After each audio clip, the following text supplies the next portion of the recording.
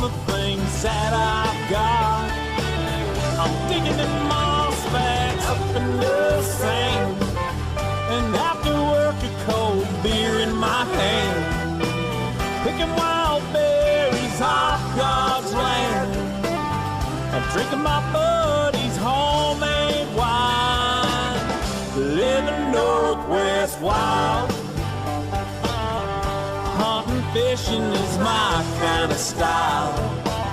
I float the Wainuchi when it gets hot. I'm proud I own the things that I've got. I'm digging in moss bags up in the sand, and after work a cold beer in my hand, picking wild berries off God's land, and drinking my buddy's homemade wine in the Northwest wild. Yeah. Hey, good evening and welcome to Fish on Northwest, Wayne, England. Tommy Donlan still on assignment, extended assignment. Yeah. He better be bringing back some good footage, pig hunts, marlin, mahi, out there tuna fishing, doing all kinds of crazy stuff. So good for him. Some of us have to stay home and actually do things like this, right? One familiar face, one stranger, however known both for a number of years. Cameron Black, welcome to the studio, my friend. Thanks for having us, man. Yeah. Dave Schamp, no stranger. Pleasure to be back. Been here before. Yeah. As I put out there on our Facebook page and other forms of social media, tonight's all about Hatchery and Wild Coexist. These gentlemen are deeply rooted in that, very well involved, tons of questions to get through, a number of segments. No how-tos tonight, no cooking segments. This is educational, and we'll try to make it as entertaining and upbeat as we can. Because I mean, we're talking brass tacks here, right? We're gonna drill down on what truly is going on with Hatchery and Wild. And as you guys know, Tommy and I have put it out there before. Look, we're gonna invite. We had Ron Garner on a few weeks ago after the movement forward with the HSRG, and so we had Ron, president of PSA, come on and talk about what that means for the future of fisheries and hatchery programs. Also, how that kind of ties in with the Orca Task Force and some movement forward there with 20 million Chinook smolt being planted in this next year and whatnot. So, a lot of things going on, a lot of different groups out there. We have a ton of organizations. Dave, you're also with CCA Oregon. Yep. Right? Cameron, Gone Catch and Guide Service. You've been around forever. Heck, I've come down and fished with you back in the day. So, these guys are, and you have your degrees in fisheries biology, isn't it? Yeah. Back in the day? Yep, back in the day. I spent 7 years in Region 5, yeah. So, a lot of knowledge sitting in this room, excluding me, of course, right over in this general vicinity. Got him. So, we're gonna delve deep into Hatchery and Wild. Yeah. And I think you guys are gonna learn a lot of great information. Again, we talk to folks from Trout Unlimited, NSIA, CCA, PSA, anything that's got an A in it, we're going to bring them in studio. Well, I shouldn't say that. we don't have it. Yeah, got a lot to say around here. Hello from Baja, Mike Ainsworth. Everybody knows Mike Ainsworth. He's out checking in from Baja, so we've gone completely international tonight. Thank you, and I'm sure we'll have a few folks checking in from Japan. We'll find out if they're actually still in quarantine. So, yeah, it happens every week.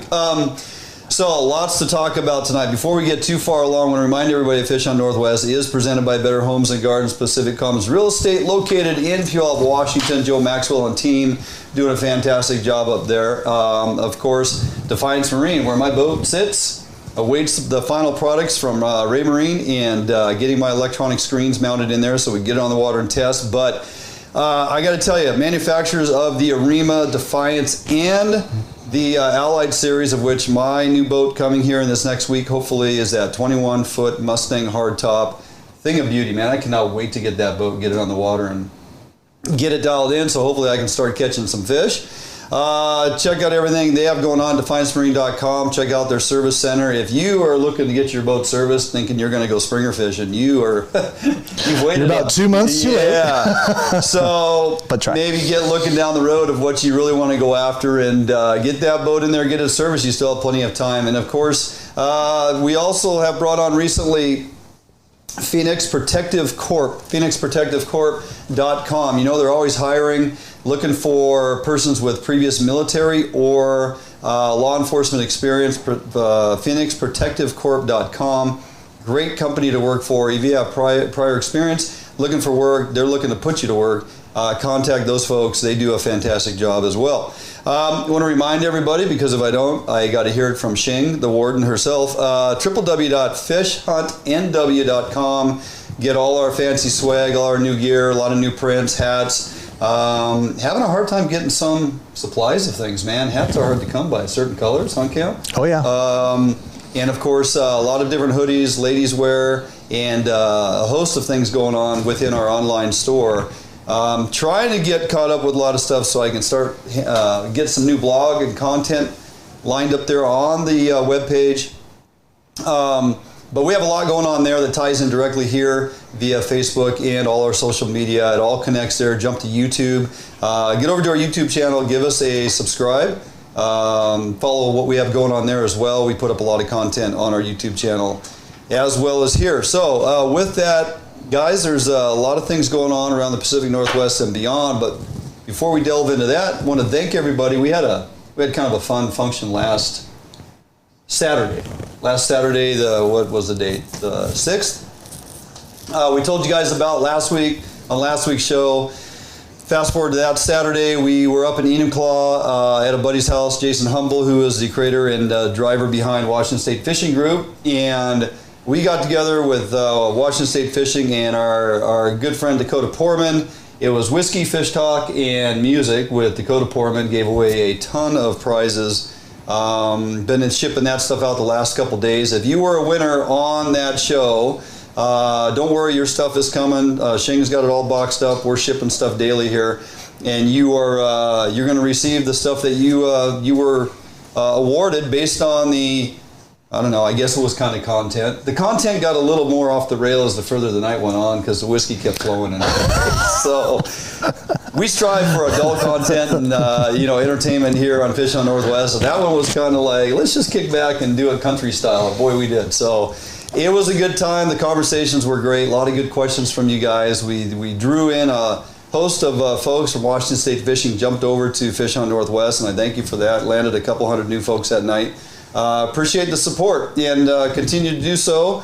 We have more of those events coming up. Dakota is all about performing and putting on music. That guy, I've had him in studio here, took him duck hunting, we went out deer hunting and whatnot. He can't wait to fish, but he just got back from Nashville recording his next album, and 28 years old, he's going to crush it. The guy's going places. So great to have him on. People really enjoy his music. So moving along, Dave, at dinner we were talking about SEPA, State Environment Policy Act. Review of the revised WDFW hatchery policy is out for public comment. Okay, what does all that mean? Is it important? We kind of were talking at dinner. It's like, gosh, you throw that in the face of people and they're kind of like, I don't deal with that stuff. I don't deal with that. Why is it important for persons to weigh in on SEPA? Because you want this policy to pass. And the decision makers are waiting to be shoved one way or the other. Right. Yeah, and probably one of the biggest challenges we have as sport fishermen is that we're apathetic, right? We want to sit back and let somebody else do it. Sure. But then if it doesn't go the way we want it to go, then we're ready to get in the fight. Then we hear from you. Right. But it's, right? So here's your opportunity to weigh in.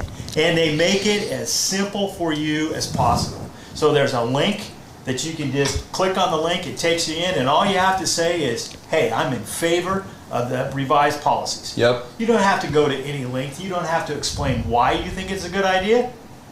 Just tell them you think it's a good idea and you support it.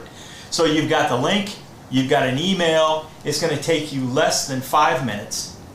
Do it. Because we know, without question, that the opposition will take full advantage of this opportunity. And if that's the only side they hear, well, it's a pretty easy decision, right? Yeah. So this stems from the WDFW, well, the Fish and Wildlife Commission, directed under the Hatchery Fishery Reform Policy. They wanted a comment period. So this was revised in 2018, and after revision, of which is all for the better of the policy guiding hatchery reform. It's all for the better. It's all for us to have opportunity of revamping the practices of these hatcheries, updating hatcheries, really dialing in the way they're running these hatcheries, and so it's a policy change. Now, if it just maintained status quo and nobody was ever taking a look at it to force change, there's no benefit to that. Exactly. The fact that the commission says, okay, here's the policy change we want, and you guys get this done. Now we want to hear from folks that are either going to be in support of it or not. Right, and it's just a step. It's just a small step in the right direction. And considering the fact that if you are happy and you are one of these guys like you're talking about that want to cry and whine about it after the fact, if you're happy with things that are going right now, don't say anything. Right. Don't say anything. Just stay quiet. Or spend the 5 minutes instead of going to Facebook, instead of going to Instas and saying that stuff. Yeah. This is the time to say something. That's a valid point, Cam. You could get on social media and bitch a couple, sentences, go on a tirade. Oh, and there's some good ones. Or even by me too. There's really good ones out there. Here's how easy it is today. I was like, how easy can this be, right? I Googled WDFW policy C-3624, because that's the policy change on the hatchery revision. Policy C-3624, WDFW policy C-3624. I Googled that. The first thing that came up was Fishery Reform Policy Guideline 3624, and then you read the couple sentences that support that bullet headline, and it says, weigh in now, click on here to say either in favor or not.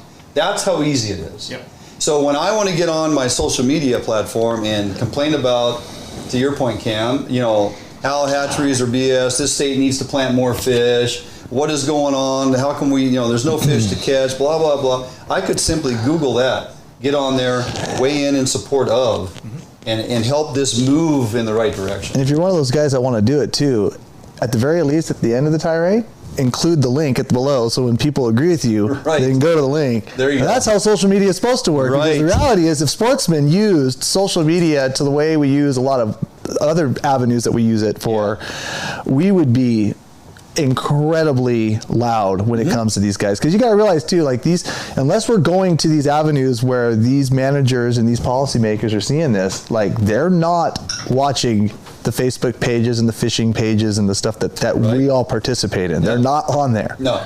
It's Greek to them. Sure. So. Yep. So that's the good news in that regard, and that's once again us bringing it to your eyes, so you can actually help us make change, and not just a small select group talking about it. So many of you guys always go, we don't know anything about this. Well, that's why on this show specifically we talk about stuff like this, right? We try to get it out there in the forefront. Hey, were you guys aware first stellar sea lion lethally removed from Willamette Falls? Stellar sea lion. I shed a tear. Okay. So sad. California sea lion, first stellar sea lion. We're talking 1,700-pound animal. Yep. Okay, why is that important? Well, because under the revised policy, as it refers to the numbers of California sea lions, and yes, as of last year, stellar sea lions that they're going to move forward with removal of. First of all, and we mentioned it on last week's show, it's been documented that the sea lion populations in the Columbia River are responsible for removal of 44% of the Springer Run. We're just talking the Springer Run. 44%. And you want to look at some of the forecasting stuff and how they consistently seem to be off that chunk of fish, whether it be 20, 30%, and it's just like, and I've never seen a skinny stellar out there. Right. So no, and what I get frustrated with, and we're going to get into a little bit later, I had it on the list of items we're going to kind of talk to as it refers to putting more hatchery fish in the rivers to only feed predation. So we'll delve into that a little deeper. But when you know that those sea lions, those California sea lions and those stellar sea lions are not in the river just to do tricks for people. They're there for one reason, one purpose only, right? They're there to eat, and they're going to chase smelt, and they're going to chase springers, and they're going to consume fall chinook when they're there, and coho, and steelhead year-round. And oh, by the way, when there's not enough of that swimming around, they'll just go down and off the bottom grab a sturgeon or two. And that's the most important one. And that's something, right?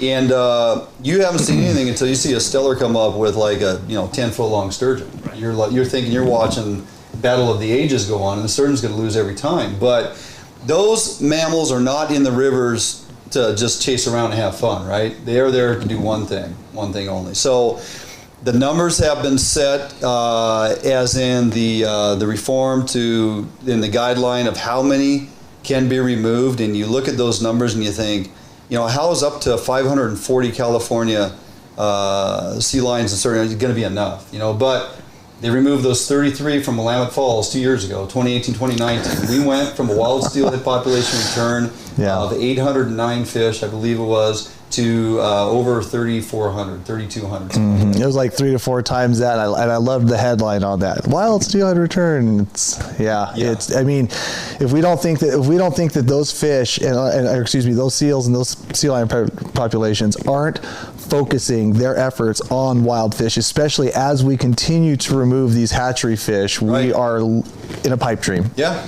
Yep. So good news on that regard. They finally removed the stellar, and they're going to continue to do so. And they have, upwards of 530 something that they can take out in various parts. And if you remember, that is all encompassing. It's a 200-mile swath of navigable river miles. So main stem Columbian tributaries up into, that's a 200 river mile footprint of where they can intervene, intercept, and lethally remove those sea lions that are problematic. And I would just like to see them get a little more aggressive. Who would have thought 15 years ago too, like that we would be removing sea lions? Like a lot of people on both sides of the fence, that's never going to happen. Right. And then when they started the movement at Bonneville, and they started this process at Bonneville, they were only going to remove, I think it was like 11. I mean, it was very minuscule amounts that we didn't, but now look what it's turning into. And it's turning into because of public outcry, because of push, because of these comment periods where people can go on to and start voicing. This is what's starting to come around. So like it's always a marathon. It's never a sprint. You'll hear me say that a bunch of times tonight, especially when you get to some of the HWC stuff. But it's extremely important. And with this hatchery reform, everything stuff, it has to start somewhere. Look where it can go. Yep. Well, it all started back in the early 80s, I believe it was, or early 80s with Herschel. Ballard locks, consuming anything he could get his mouth around. And it was on the news, and everybody's going down to the Ballard locks to, come see Herschel. It was like a novelty. Right. Who knew it was setting precedents for the migration that all of Herschel's children. Yeah, that we've been subjected to. Yeah. Even back when I was doing radio, can't remember when I was doing radio. You actually joined me instead of bunch, yeah. So even back then, it was recognized that, like when I was a kid and in the '80s, we traveled down to California for the sea lion caves. Right, you go look at the sea lions. Population was about 10,000. Yeah. 10 to 12,000 sea lions in California because they had plenty of food down there. They're just staying. 2016, we had upwards of just shy of 10,000 sea lions in the Columbia River from the mouth to Bonneville. We've done a great job. Right? We've really done a great job. That is a tremendous transition of a huge biomass of fat and flesh migrating north and landing in places with man-made barriers and just feeding because it's so easy. Yep. And we've let it go on far too long. And Puget Sound is no different. The South Sea is subjected to the smaller pinnipeds, the harbor and gray seal. They're grabbing all those outbounding smolt, all the out-migrant smolt. They're just eating those up like crazy. And then the returning adult fish to Puget Sound get consumed by your larger sea mammals. So they're getting it on both ends, on both sides of it. The Columbia River is setting kind of the groundwork for what needs to continue to happen. And they're continuing to do testing and modeling in Puget Sound. They're going to have to take some action there. I'm just hoping it's not going to take another 10 years because I don't think we have that kind of time, especially when you're going to dump 20 million additional Chinook smolt into those waters, and then in an effort to support and feed the orca. And there'll definitely be some benefits to recreational opportunity and commercial harvest as well. But my point is, you have a population that's thriving and doing well. And then you feed them even more so that the mothers are full of nourishment, lots of protein, producing good quality milk. Pup survival goes off the charts. It's detrimental to any type of recovery. Well, 30 years ago when pinniped recovery was just, not a thing, but keep in mind they were ESA listed down in California. They were saving the starving ones off the beaches. And that's where that process started.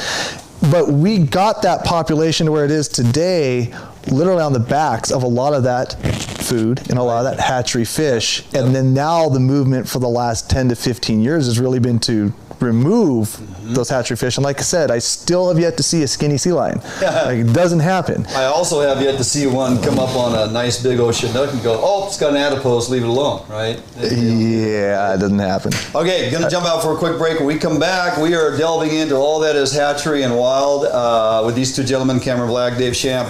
In studio for the duration, we are going to jump first and foremost right into hatchery and wild coexist. Current conservation policies and goals. We're going to kind of spell it out there. What really Hatchery and Wild is all about for those that don't know. Some of your policies, what you guys, some of your guidelines you've set forth, and what you're really all about. So don't go anywhere. Stay tuned. Throw your questions up here. I'll try to get to as many of those as we can.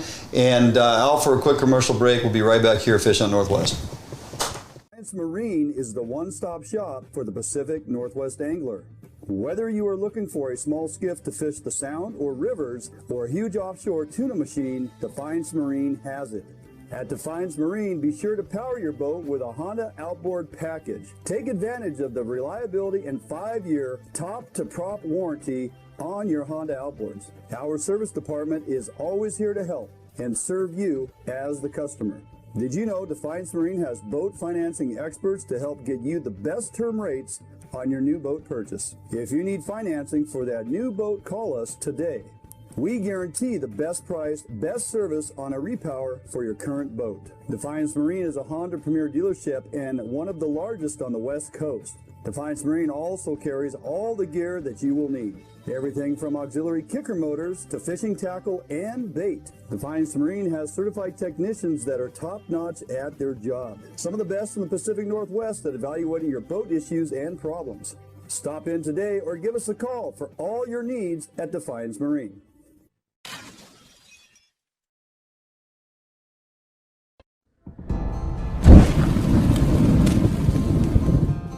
Today, the need for quality private security services is at an all-time high. Contract Security Service provides day-to-day peace of mind as they protect people and property. Here at Phoenix, we provide service for multiple state and federal contracts with services ranging from uniform, patrol, alarm monitoring, canine detection, executive protection, as well as investigative work. Phoenix client management models are built on understanding our clients' security needs and responding with a tailored program that is best fit for them. Phoenix provides excellent customer service through well-trained, highly motivated security professionals. Recruiting highly qualified officers is the first step in building a strong team. Currently, we are comprised of 70% prior law enforcement and military veterans. If you are prior military or law enforcement, go to www.phoenixprotectivecorps.com and apply today. Hey, welcome back in studio here. Dwayne England, Cameron Black, Dave Schamp, both here from Hatchery Wild, and lots of content to get through. A lot of good questions starting to pop up on here that I'll try to get to as many as I can. And yes, I get it. Lots of folks want to go kill sea lions too. So, we've got a lot of support in that regard. Let's delve right into it. Hatchery Wild, let's see, I was first introduced to this, Dave, we talked about it when you guys rolled it out down at the Portland Sportsman Show 2 years ago. 19? 2 years ago. 2 years ago, Yeah. 2 years old. Yep. So, and you've been on a couple shows with me because I believe in what you guys are doing. I believe in the future of trying to change the narrative, as we've talked about so many times. We've been subjected to 30 plus years of get hatchery fish out of the river, they're bad, they're detrimental to wild fish, we'll never recover wild fish. We could talk specifically on recovery of wild fish for the entire evening and not even talk about hatchery fish, right? That's how complex it is. So when everybody wants to point the finger at hatchery fish as your number one go-to issue with wild fish recovery, you're off the table here. So let's, for those that aren't introduced to it, let's kind of rewind here. Let's talk a little bit about current conservation policies and some of your guys' goals and what kind of message you're putting out there. Yeah, so Hatchery Wild Coexist focuses on highlighting the importance of our hatcheries when it comes to wild fish recovery and providing healthy and abundant fisheries. So I've done a lot of presentations over the course of the last 2 years. Like this time last year, I was going to Medford, I was going to Seattle, I was going to Tri-Cities, I was going everywhere talking to groups about Hatchery Wild Coexist. And it's interesting, people react to the hatchery and wild label and say, well, if you're pro-hatchery, how can you be pro-wild? Mm-hmm. They're not exclusive. They're complementary. So I've been, and I get challenged on this a lot too, I've been advocating for wild fish for my entire adult life. Right? I was one of those guys that drank the Kool-Aid and actually supported 100% the removal of hatchery fish in order to recover our wild fish. Mm-hmm. Well, here I am 30 years later saying, wait a minute, it is not happening. Mm-hmm. We're not getting what we were promised when we gave up some phenomenal fisheries. Can we go as far to say as we were wrong? That would require accountability. In regards to marching down the narrative that we need to get hatchery fish out of this process because it's completely destroying our wild fish. Were we wrong? We have not seen a recovery of our wild fish because we have eliminated the hatchery supplementation. Correct. So I guess you can answer that question. So, there are those that would weigh in and counter that and say, that's not true. We have rivers where we removed hatchery fish and we're seeing the return of the wild fish. Now, you got to quantify that. I mean, if your return is 200 fish this year and there's no hatchery fish, and your return the following year is 150 fish, and then the following year it's 220 fish, can you truly carry that flag of, we're recovering our wild fish because we removed hatchery fish? No. No, you haven't. Now, there are some areas that the numbers have bounced a little higher, but I have yet to be proven or shown that it's matter of fact that it's because we got these hatchery fish out of this water, these wild fish are coming back. Why did we put hatcheries in to begin with? Because we were losing and we lost those wild fish. So to say and to run around with the narrative that the hatchery fish is causing the detriment of the wild fish, like just as a blanket statement, because a lot of the arguments with the hatchery and the wild, like you said, if you want to support wild fish, you want to support, they get lost in that because not all hatchery fish are the same. And I know we're going to get into that a lot more tonight. But we put hatcheries in because we had lost the wild fish. It wasn't the other way around. Like, we didn't just decide, let's put hatchery fish on these great wild runs, and then the wild runs disappeared. It didn't happen that way. No. So let's jump clear back in history. There was such a mass movement to folks migrating to the Pacific Northwest. The canneries were going full gangbusters. The commercial fisheries, the timber industry, all was just peaking, just go, full on, with no intentions of stopping anything. Fish traps, pound nets, gill nets, it was all happening, man. And there's documentation of those, 100-pound Chinook up the Columbia River getting wasted and pushed back into the water because the canneries couldn't keep up with the amount of fish being brought in. Yeah, they thought there was an endless supply. And then they realized we need to get hatcheries going to support this amazing harvest that we're going to maintain. We're going to maintain this harvest as long as we got hatcheries to support it. And now, if that was going on back in the 20s and 30s, into the 40s, 50s, 60s, think about the habitat back then. Mm-hmm. Think about the habitat back then before the mass push of explosion of, as we're talking at dinner about the economy right now, and you can't even find a house to buy, even though they're building like crazy. We're talking about habitat recovery, but we're stripping Mother Earth as fast as we can to put up stick frame houses and buildings, right? So it's a conflict of interest depending on if you are one who cares about fish or not. If you don't give a crap about fish, you're just, hey, let's just cover the landscape with, I used to say when I was logging, log it, burn it, pave it.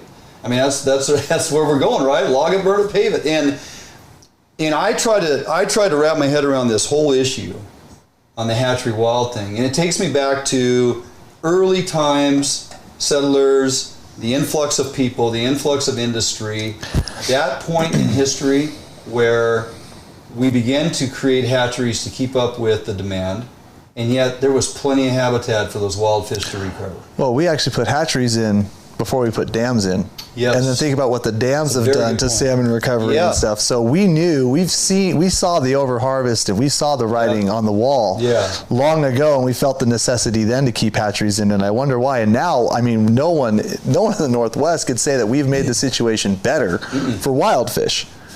No, so, you know, as we have gone through this cycle, you know, so lots of hatchery fish, and then somebody finally decided that got pushed to the forefront. It's like the hatchery fish are the problem with the wild fish recovery. Then you started hearing stuff about, well, maybe it's the dams too. They're kind of weighing in. Well, you know, we got some habitat issues on some of these upper spawning ground areas, and you know, now we're all in this generation here where all this stuff has come to the forefront. We're talking, you know, hatchery habitat, predation now, the last 10 years. Predation is a huge one. Avian and pinniped, right? Both. Pollution, tires. Yeah. I mean, there's some groundbreaking studies out there talking about what's going on. Tire rubber into the drainage areas that eventually find its way into the water and the estuaries, and there's a lot of things chipping away at our ability to recover fish. And so when it comes to hatchery and wild and trying to change that narrative, as we used to say when you guys first kick-started this thing, Dave, how do we do that? How do we reverse grind on that whole thing to make people understand that, hey, you know what, hatcheries are something we need, and they're not going to be the sole reason we're not recovering wild fish? The evidence is there, the science is there, and our goal is to educate people, provide them with an opportunity to see the pro-hatchery science, understand the benefits of our hatcheries. 2/3 of the hatcheries built in the Pacific Northwest were built to mitigate, replace lost natural production. Right? Our forefathers decided, okay, we're going to put this dam here, and we know when we do that, that's going to stop wild fish production. So we're going to build a hatchery. They made those decisions decades ago. Those dams are still there. That lost natural production likely will never be replaced. Hatcheries are here to stay, right? And when we first started hatchery programs, they didn't know what they didn't know. They didn't even understand the life cycle of salmon. They thought, we're putting those babies in this year, and we're getting that adult back the following year. They didn't understand that there was a life 2, cycle. 3, 4 year lag between those adults coming back. So we've learned a tremendous amount of information over the course of the last decades of time, and we can do hatcheries right now. We didn't used to do hatcheries right, and that's what we need to do, is understand that hatcheries are necessary to replace that lost natural production, and we need to do hatcheries right. You know, we spent years and years and years making hatchery fish as unlike wild fish as possible, right? Hatchery managers wanted a fish that did well in the hatchery environment. Their goal was to produce as many juvenile fish as possible. That was their measure. So they wanted a very high successful survival rate of smolt in the hatchery environment. In the hatchery environment. How'd they do that, though?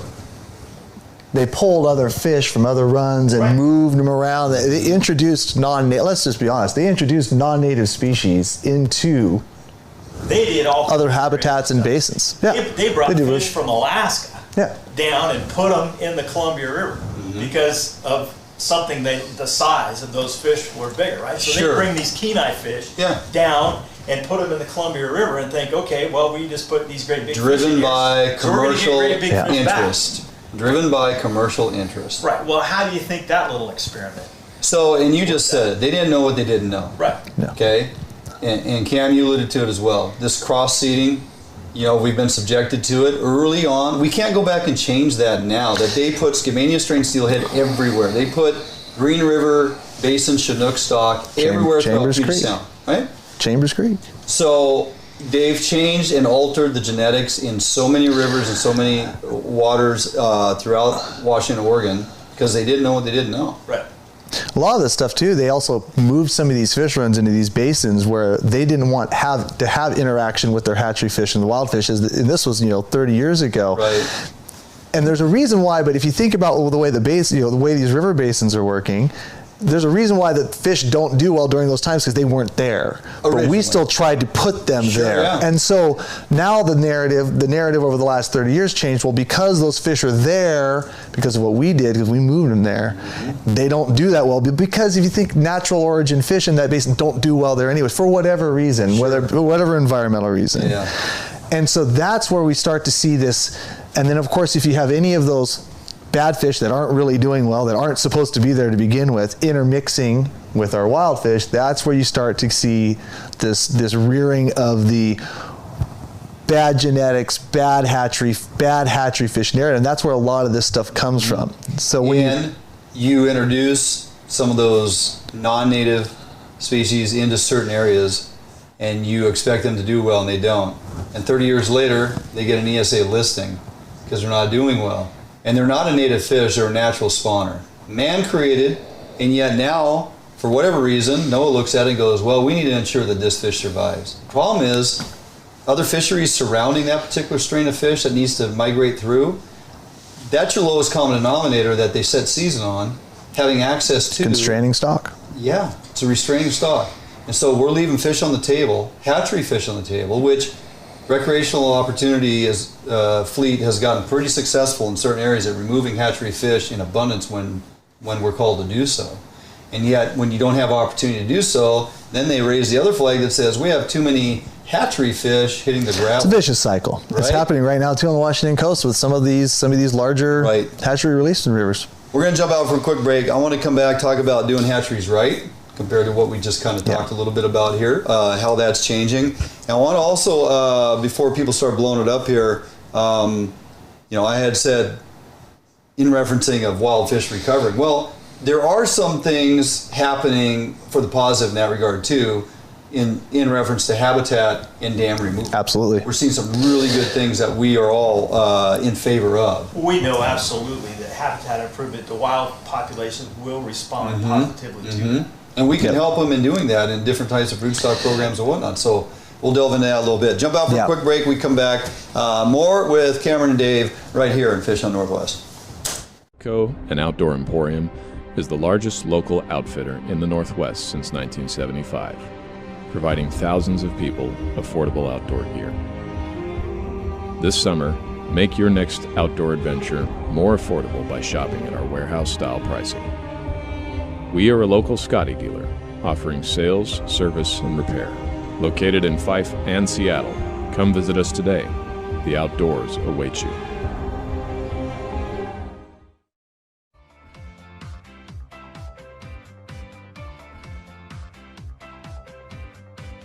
It's easier than ever to browse homes and connect with an agent on the go with Better Homes & Gardens Real Estate's mobile app. With the app, your home search is synced across all of your devices, so you can pick up your home search anytime, anywhere. Take full advantage of an enriched, mobile-optimized map search experience. Use location services to quickly find homes near you that match your search criteria. Draw your own map boundaries to find homes in a specific area, and apply layers to view school districts, neighborhoods, zip codes, and more. The app's user-friendly design makes it easier than ever to find a home you'll love. Narrow down your search results, save your search criteria, and save your favorite homes. You can browse your saved homes in a list view that puts photos and key details like price and square footage right at your fingertips. Or check out your saved homes displayed on the map.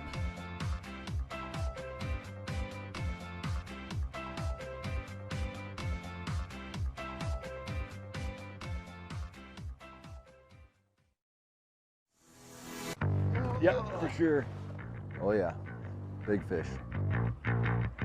Yeah, buddy. Nice fish.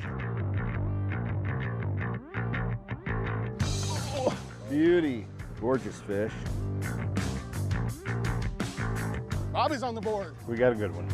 Oh yeah. Oh, Oh, geez, come on. nice fish. Nice fish.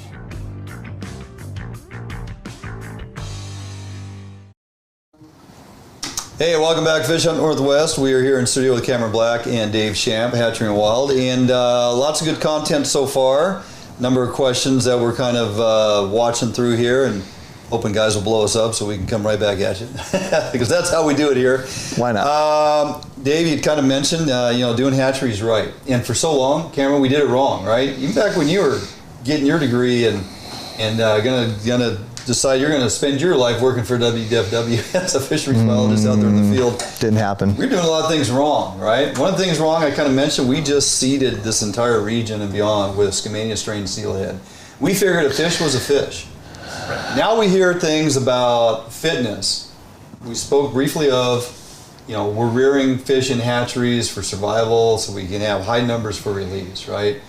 Long rectangular shape rearing ponds have proven to be detrimental, right? Them old concrete barricades that we're just throwing feed in, hoping them things grow and do fine, swimming back and forth, bumping their noses into concrete walls, rubbing their fins off, all that stuff, right?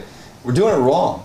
What are we doing nowadays that's right? When we talk about hatchery reform, putting money into hatcheries to bring them up to modern day technology, what does some of that look like? So you want to talk about the actual hatchery facilities and things that can we'll talk about there. Some of the things going on in hatcheries and the type of fish we're creating, and is it acceptable anymore just to seed a geographical huge area with the same strain of fish, or are we more isolated and selective in where we're maintaining, keeping that strain of fish in its environment? Well, I'm from Oregon, so my primary experience is in Oregon, and we're starting to rely heavily on wild broodstock programs when it comes to winter steelhead. And we are seeing excellent results from those programs. So with a broodstock program, you're taking a small number of wild parents and they are producing the next generation of hatchery fish. So they are as close to a wild fish as you can get. They have the exact same parentage that they would if they were being produced in the wild. The only difference is that they're spending a small portion of their life in that hatchery environment. So from a genetic standpoint, which is always a big concern, the science side, as many like to weigh in on, that's being addressed. So are those fish identical? No. But they are as close as we can get in the unnatural environment. Things that can be done in the actual hatchery facility, you're talking about these long rectangular ponds. So there was a PUD hatchery in eastern Washington that was struggling with water quantity. They didn't have the amount of water that they need to be able to use those long rectangular ponds. So they started using circular ponds. And not only did they have good results because they didn't need to use as much water, but they found that they were starting to get a higher return rate on those fish that were being reared in that circular environment. And if you stop and think about that, we've all been to the hatchery, right? And we've seen these fish in those long rectangular pools, and where are all the fish? They're at each end. Yeah. Right? So they're sitting in that soft water at the end, right? They don't have to swim. They've got it easy. Right. So you get into a circular pond, and what happens? You got to keep swimming, baby. It's a hamster wheel. Right. You gotta keep moving. So those fish are more fit. The fish that can't withstand that environment don't even have the opportunity to get into the natural environment. Sure. So a simple change can result in an increase in the number of fish that are returning. Another one that you hear talk about is the volitionary release, right? So the fish know when conditions are right to go into the natural environment. But what has man done? We just dump them. We've decided, on this day, we're going to let all those fish go. Well, we're running out of food next week, we're going on vacation so we got to, budget's over. We got to get rid of them. We can't afford to feed the kids anymore. Right, so the river's too high, the river's too low. Right. The situation, the water temperature is a huge one. Right. But if you just open the gate and let the fish go when it's time to go, not only do they go at the right time, but you're going to spread out those fish over a period of time, so there's not this competition with the wild fish of this great big glut of hatchery fish coming down and fighting for the resources that are available. if you spread them out too, you're not going to put all your eggs in one basket with an environmental factor, as in like maybe you're missing like a later snowpack or something like that. If you release them all at the wrong time, it's not going to be very good. Well, and run timing for returning adults as well. Yeah. So you seed them out over time, right? And you spread that run out, and they have a wider return factor versus a narrow window of when they're all going to come back at the same time. Yeah, I'm far from expert when it comes to talking about hatchery practices, but these are some examples of things that can be done that aren't egregiously expensive. They can make a significant change in the product coming out of the hatchery, let alone when you look at that parentage, which is shown to be huge. You know, again, talking about the genetics, and the wild fish advocates get all wound up about even broodstock fish having a negative impact on the wild population. There was a study done in Canada where they looked at 5 rivers that had wild broodstock programs on them. 5 rivers. They looked at data for 58 years. 5 rivers, 58 years, and the finding of that study was that those broodstock fish had 0 impact on the genetics of the overall population. So we get all wound up about genetics and the negative influence, but when you actually look at actual data of what has occurred over how many generations in 58 years. Right. Well, and when you're using in those river basins where they are using those fish that are returning, those are your fittest fish. They made it. They made the journey. So why would you think that would expand outside of that, with the exception of your egg to smolt survival being 5 times greater than what a salmon or steelhead can actually produce in the wild, which is only about 17 to 19%, where in the hatchery you're getting a 99%. So now you're taking wild fish, you're bringing them to hatchery, and you are more than quadrupling the output that those 2 spawning pairs would actually do in the wild. But yet you think that the genetic makeup of that basin would change. It doesn't. So one of the arguments I hear, because that's a valid point, and you are rearing a higher percentage of survivability than is typically you find in the wild, right? You might go from an 11% to for that piece. Yeah, and so when you then rear those fish in a hatchery environment and release them as unclipped wild fish, there are those, mostly from the Wild Fish Conservancy and others, pushing for the wild agenda to say it's an unnatural release of smolt population survivability that in the natural environment we wouldn't see or we wouldn't find. Right. And to that I say, well, why are we not seeing that in the wild? There's a lot of factors that come in here, right? You should be mitigating for those factors that you're going to go into, as far as all the development and the pollution and all these other habitat things that we control. We've already seen the fact that you just leave them alone and let them do their thing with all this other stuff going on around them. Death by 1,000 cuts. It's not going to happen, right? There are a very few select, extremely still pristine natural watersheds that the fish numbers keep in check and balance about the same amount, have been coming back for the last 30 years or so, and that's just kind of where it's at. It's not going up extremely high. Even if we closed all fishing on it, it's not dropping off the face of the earth. You leave them alone, it's just kind of status quo, right? That doesn't mean we're recovering, we're moving forward with recovery, anything. It's just maintaining based on the influx and never ending up and down ocean conditions, the mass pollution we're dumping into the waters every year, the amount of population influxing into our northwest region, all those factors, right? Predators. Predators. I mean, the list we'll continue to go down that list, and all of them are impacting the ability to bring in wild fish. So that's just going to do what it's going to do unchecked. We grab these wild fish and broodstock them in a controlled environment. Now we're talking about hatchery practices, and I've read articles and I've talked to people where the mindset has changed. The narrative has changed in a sense of we recognize long concrete ponds are not conducive to having good, healthy, fit fish. We're sending fish into the ocean with flat noses and broken fins, okay? We're raising them in open pools, full daylight all day long on them, full sun as they cycle through life. They have no fear of nothing.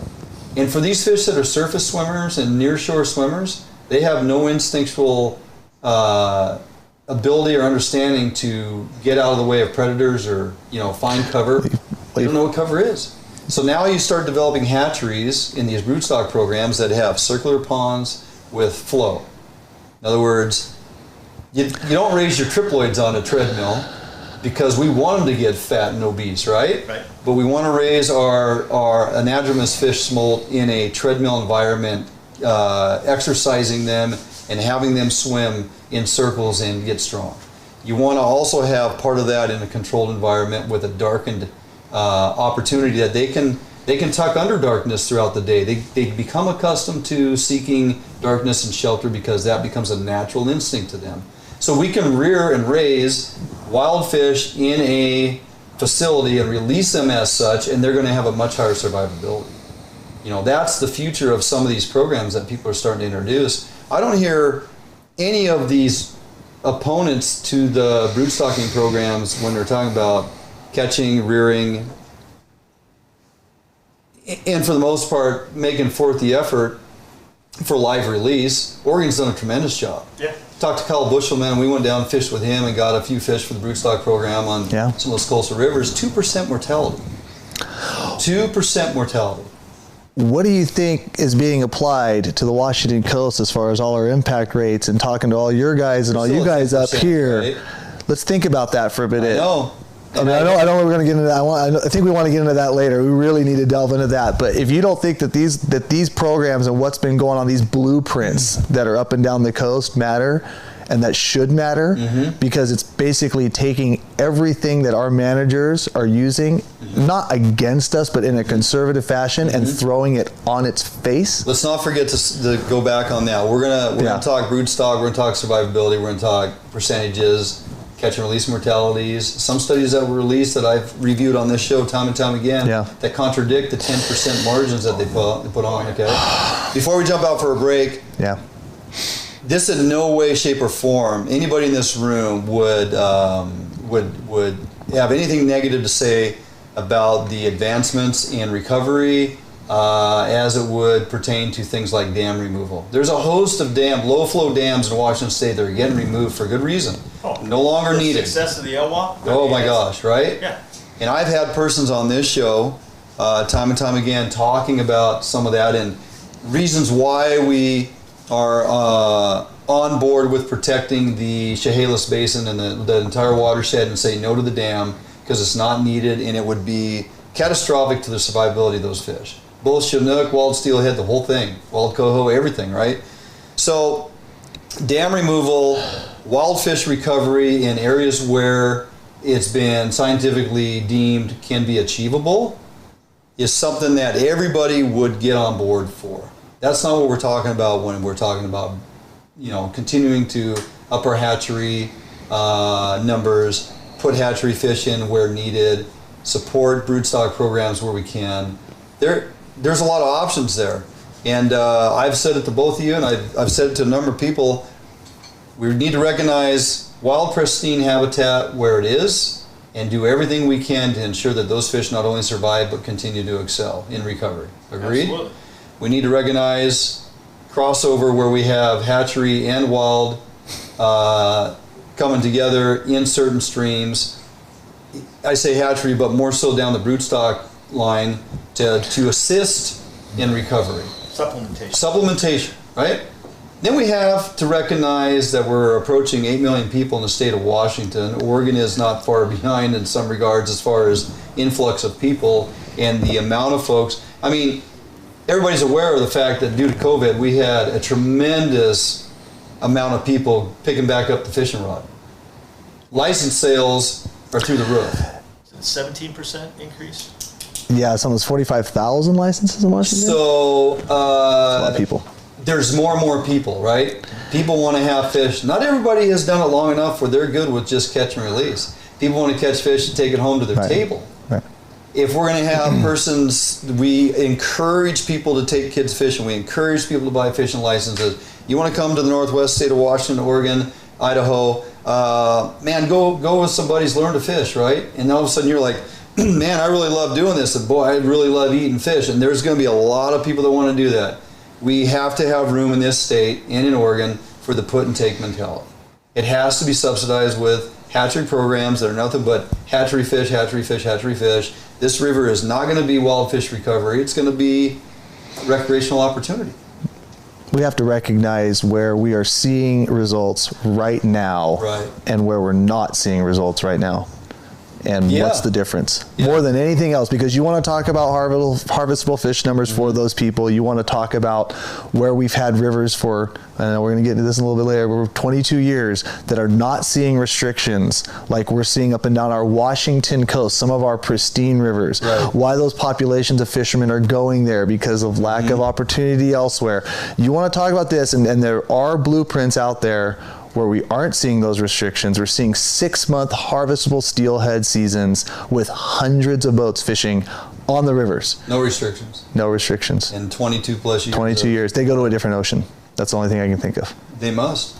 They must. We're going to do that. We're going to delve a little deeper into the whole broodstock program. We're going to do some comparisons of Washington and Oregon.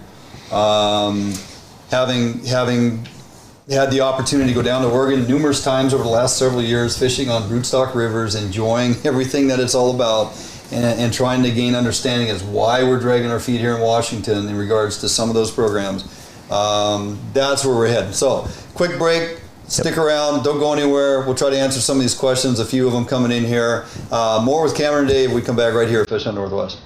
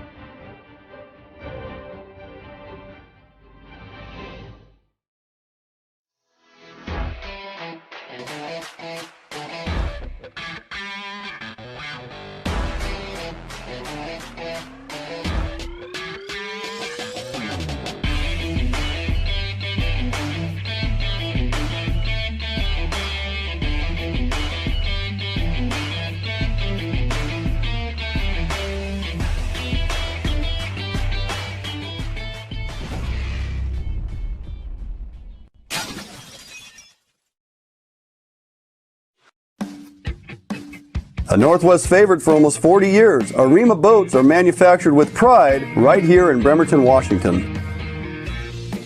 Arima Boats offers all of our boats with Honda outboard packages so that you can take full advantage of the reliability and 5-year top-to-prop warranty from your Honda outboard.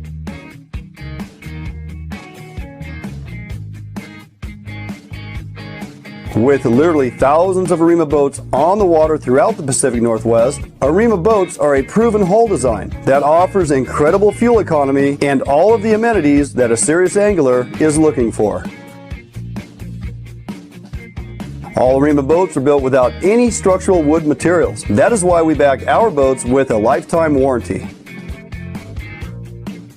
All of our Arima boats are designed to maximize deck space while also providing ample seating. Contact us today at Arima Boats for all your boating needs and let us help you get out on the water. Hey, welcome back in studio. Good conversation going on at the break because we don't stop talking about this stuff. Let's delve a little deeper into broodstock programs, both of you guys. So, having been down to Oregon, having understood a few of the programs that used to exist here in Washington, you know, the Satsop River, which is in my backyard, used to have a phenomenal broodstock program. We used to fish, used to fish steelhead until April. Big, gorgeous fish that just, you know, there was an abundance of them. And a few other rivers to name a few, but then all of a sudden, even broodstocking becomes taboo, and it's not conducive to recovering wild fish. And I rack my head going, how do we take wild fish out of a stream, rear them in a facility to boast the numbers, release them in the wild, and not consider this a successful step in the right direction? You consider broodstock in the right sense. You're using your hatchery system to help wild fish is one way you can picture that, because you are increasing that genetic stock, and yes, you have that little extra survivability from the egg to smolt, but what else are you doing there, especially with Oregon when they're releasing the wild fish after they're spawning and they're getting these like constant repeat spawners? I mean, like there's a lot of good things going on there to do what we can. Like I always try to say, like, die trying, right? Like, you see something going down, it's not looking good, do something. Like, try this, work on this, help those fish. Or just sit and watch what happened basically to every Puget Sound steelhead fishery. Yeah, what Cameron mentioned. So in Oregon, they live spawn the broodstock fish. Right. So they live spawn them, and then they release them back into the river. And we're seeing more and more examples all the time of repeat spawners. So these fish survive. In fact, I was telling Cam on the ride up here, on the Siletz River, they have both angler caught broodstock fish, and they have a trap at the falls. So they're collecting fish in two different. I put one of those fish in the program this year. Right. So they had a fish. They had a fish this year, angler caught fish this year, buck, that was spawned, released back into the river, and less than a week later, he was found in the trap upriver. So he wasn't done yet. He said, "Man, I still got business to do. Round two. Following these ladies." So that's the kind of fish we're talking about here. I mean, your parentage is the best you can get, and you're getting absolute marvelous returns. So in an average hatchery program, you're going to see 1-2% return, right? Release on a good year. On a good broodstock programs, you're seeing 5-7, as high as 10. Right. So that tells you right there that the quality of these fish, their ability to survive in a natural environment, is multiple times better. And then you couple that with a change in hatchery practices and their rearing and in their release timing, and just allowing them to enter into an environment that seems more natural to them than foreign, because they've been swimming around in a square concrete tank. You know what I mean? It's like that transition into their next phase of life just seems like, oh yeah, no big deal here, and I know how to survive because of the way I was raised, right? And that's really the direction things need to go. Let's talk about that mortality rate on spawned and released fish, because, and Cameron knows where this is going, based on mortality rates associated with the implementation of rules and regulation changes we were subjected to with the pretty aggressive rule change for this season, steelhead season. Let me back up a little bit. So I believe it's 2018, 2019. Cameron, don't know if you know, the Skagit and the Sauk, they did catch and release mortality on the wild steelhead, both recreational angler caught and fish caught in the tribal gill net. And percentage-based fisheries and that you don't want to exceed, based on the number of returns, 6,000 or less, your impact can't exceed 10% mortality. 6,000 or more, your impact could be 20%. This is more directed towards the tribal commercial fishery, right? Recreational is never going to hit that ceiling of 20% mortality on the catch and release. 1,200 dead fish? Yeah, it's not going to happen, right? So, as it were, they tracked that for 2 years based on the numbers that were projected to return and what the impact of the take was on the commercial side with the tribes, and the actual catch and release mortality based on tagged fish and being able to track them. The actual mortality rate for the tribal fishery was 3.75%, and the actual mortality rate for recreational, I remember, if I get it wrong, somebody will correct me, but catch and release mortality on those wild steelhead was 2.75%. So then I was like, well, why do we attribute a 10% mortality rate on all these fisheries when it comes to setting criteria on our steelhead? And then it was even more conflicting for me when I went down fishing with Kyle and we're talking about programs and stuff, and he goes, you realize they had a 2% mortality rate within the program, start to finish. Now we're talking fish that are caught, fish that are put into a holding tank on the boat, fish that are dumped into the holding pen in the river, fish that are then taken out of the pen and put in the truck, fish that are then taken to the hatchery, drugged, spawned, revived to where they're like, hey, they're good to go, and released. I forgot a big step in there too. You forgot where brought to the hatchery where sometimes like very green fish are held for long periods of time. Yeah. Like you have a captive mortality studied environment right there. And those fish that are actually being caught by the sport handle, and like I said, I mean, in the spot where we have to go on the Wilson, we have to like put them in a net and run them up a hill 50 feet and dump them in a tank. By the time you do all that, those fish are actually performing better than normal adult holding, just as far as like fish naturally like moving in. It might be because the fish are greener when we're handling those fish, but regardless, it's not 10%. Not even close. And then on top of that, you take guides like Bobby Kratzer, who's fished on these rivers up in these areas where they're applying this 10% mortality fish. And when you have a 6,000 fish return and you can kill hundreds of these fish, or they're saying that we're killing hundreds of the fish, and he can't even count on one hand how many dead fish he's seen in a river in 30 years. I mean, for how much time that guy has spent on it, like I'm not saying that we don't need to have a 4%, maybe 6% mortality, because it's probably better to err on the conservative side. I agree. But 10%? And if they don't think that, if people out there listening don't think that that number is not important, like basically they're assuming that we've killed hundreds of fish on some of these rivers where people didn't even participate in fishing this year, and that they were just assuming that we were going to kill like 500 of them in the sport fishery. Get real. The numbers don't jive with doesn't jive. No, I've questioned it. Even our catch and release mortalities in the saltwater. You know, I mean, we've had these. You don't even compare the saltwater, because it's really hard. You don't have that captive environment where you're going to bring the fish and you're going to hold it for 2 months and stare at it. Right. And it doesn't die. I mean, that's saltwater. I mean, you're doing a lot of time. That's fine. You know what? I mean, we should probably be very conservative in those. I mean, you have a captive environment that we're handling these steelhead, and we're handling them 10 times more than if I bring that fish in a cradle and take my 10-second picture and throw it out in the water. And they're not, no one sees them dead on the riverbanks. What, maybe you can answer this, Cameron, because it's more Washington driven. Well, it comes out of Columbia too, but you know, the Orca Task Force allocating funds and a plan, you know, 57 million, I believe, for hatchery enhancement, reform and whatnot, 20 million Chinook reared and released for Orca. Imagine that. Yeah. So we talk about all these things in hatchery reform and, you know, improvement in hatchery science and hey, let's try to get more hatchery production and cut back. You can pull up, as it reflects on steelhead, you can pull up, you know, small plants and look at those numbers. And I look at those numbers of steelhead being planted in some of these rivers, and I'm just like, why are we even planting 10,000 steelhead in this river? I mean, so now we're talking about 20 million Chinook smolt going out for the Orca.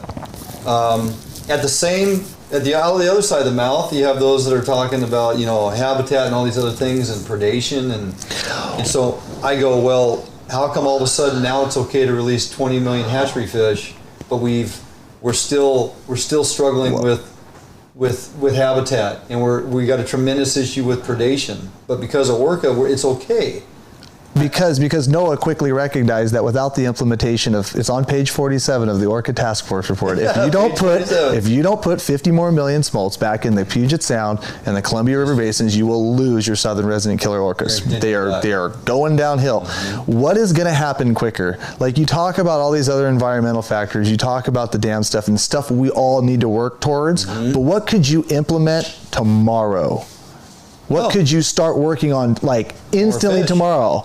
Like, so, I mean, and then on top of that too, like when you talk about funding and you talk about money, some of the most successful broodstock programs in your neck of the woods were initiated by sport dollars, by sport cooperative management programs, correct? Good point. Correct.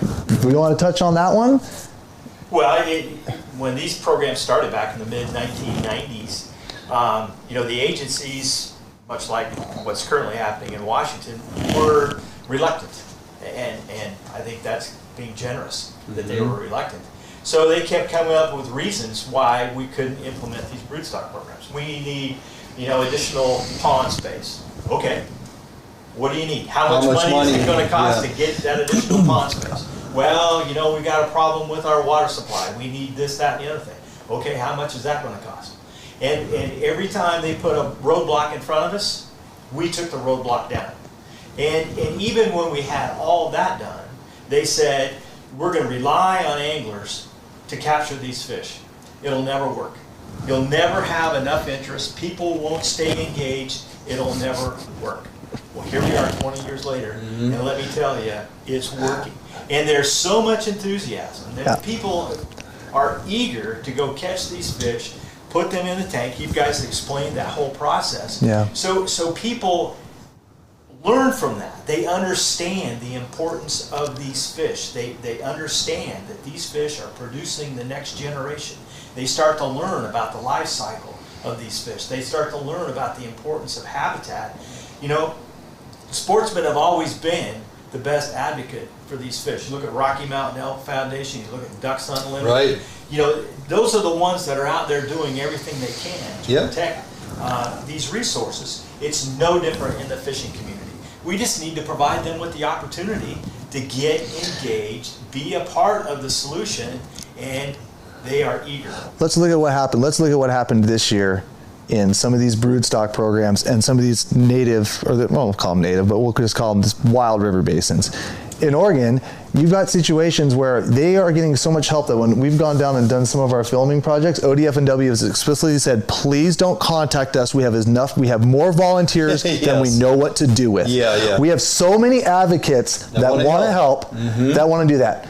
And then let's look at what's going on the North Washington coast, where not only did they eliminate so many different user groups with these sweeping changes, but every time that we've gone to any of these meetings where I've asked our managers, I've heard the doom and gloom, I've heard this stuff, I'm like, explain to me 5 minutes. Instead of having us go on conference calls and trying to figure out how we can make the town halls better so we can deliver the bad news in a more timely manner or whatever, I'm like, why don't you give us 5 minutes on telling us what we've actually done about it? Too many advocates that we know what to count, too much money, every roadblock taken down, success among, I mean, and now it's honestly, let's be honest, it's getting blown up because it's the only freaking place to go. I mean, here it is. And then now look what we're doing on this side. And they'll go to the, like I said, must be a different ocean.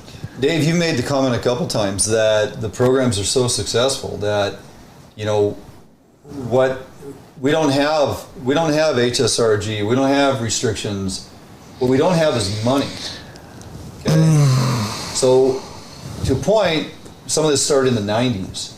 Legislators and other persons in positions of power who can make decisions and allocate funds if they wanted to, you take a look at this and see the success and go, man, we need to get on board and support this because people want to go fishing. And it's a tremendous dump of money into the economy in this small town, in this coastal region, in this, you know, central coast area. Why would we not get on board and support that? So why don't they take a look at that and go, we need to put more money in? Are those rivers that the current broodstock programs have shown so much success, are they at max capacity? Are they dumping as many fish in those rivers as they are confident they can only, are they at the ceiling, or is there room? No, if you go back, we've been talking about HSRG, right? And a lot of people like to go to the PHOS ceilings, the percentage of hatchery origin spawners, right? So we don't have HSRG in Oregon, right? We have the Oregon plan. So HSRG in a broodstock program, like we've been talking about, 100% wild parentage. HSRG would allow that PHOS number to be as high as 30%. So they actually determined it could be as high as 50%. But again, for the sake of conservation, they set that ceiling at 30%. In Oregon, it's 10%. Across the board. Doesn't make any difference what your brood is. It's 10%. So on the Nestucca River, for example, which actually is one of the later broodstock programs, there was a lot of controversy amongst the wild fish advocates about allowing a wild broodstock program on the Nestucca. So one of the requirements with that program was to go back 9 years later and determine what the PHOS was. What do you think it was? The ceiling is 10%. It's probably 4. 2 to 3%. 2 to 3. 2 to 3%. So there's that much more room to add additional hatchery fish before you're even coming close to that pH. You could have a 65 to 70% increase and still be right at just under the max. I had a conversation. That's amazing. Just in the last week with an ex-fisheries director for Oregon. And we were talking about PHOS and PNOB and all these scientific thresholds that have been put in place on our fisheries. And he said unequivocally that science is not the limiting factor. The limiting factor is financial. It's finances. It's the fact that our decision makers aren't putting enough money toward our hatchery program. That just blows my mind because they've been so successful. And they're hiding behind these scientific requirements. Well, our frustration is there are, and Cameron can attest to this, that you guys went and did some amazing filming on some of these fisheries, but relative as it relates to the tribal broodstock programs, selecting strong genetics, kicking out the biggest steelhead in Washington State year in, year out, in numbers of steelhead returning. Now this year, they ended up closing the Queets a little early because there's a conservation concern near coast here and north coast and the whole deal. We all know what's going on there. But my point is, we've had years where, well, it's ocean conditions, and we get less than 0.5% return in a general basin area, and yet over there, just down the street, 7%, 8%. Right? So there's something to be said about figuring out those genetic strains, those larger fish, rearing them to a good, strong survivability, releasing them appropriately, and really bolstering those broodstock programs. You even made a point on the high percentage of survivability of your smolt down there on these broodstock programs. And it amazes me that you're at 3 or 4%. Compared to what you could be if you really wanted to just exploit these fisheries and just blow them up. And you would still be within the margins of conservation. Well, if you look at that 50%, and that's what your HSRG scientists determined would be a reasonable threshold, Oregon said 10, and we're at 2. Unbelievable. Wasn't the Queet situation because of upper watershed areas, though? I think so. It was escapement to upper watersheds above some of those. Yeah. So I wanted to kind of clarify that. I think they wanted to kind of curtail all of it because they were so afraid of basically what was going on upstream of the broodstock programs. Yep. 2, I know they're hiding. I know there's a lot of situations where I've challenged some of our managers in my local areas to give me a problem, whether it be volunteerism or give me a problem where it be money, and I'll find it for you. Like, I think the sport industry as a whole will find it for you, just like they've done in that neck of the woods. Give us the key, and they will do it. Yeah. So I question both those statements. Yeah. Not statements, but I wanted to ask about that upper Queets thing. Yeah. Okay, we jump out for a quick break. We got a host of questions. I'm going to try to scroll through here and see if we can't come up with some answers. We come back.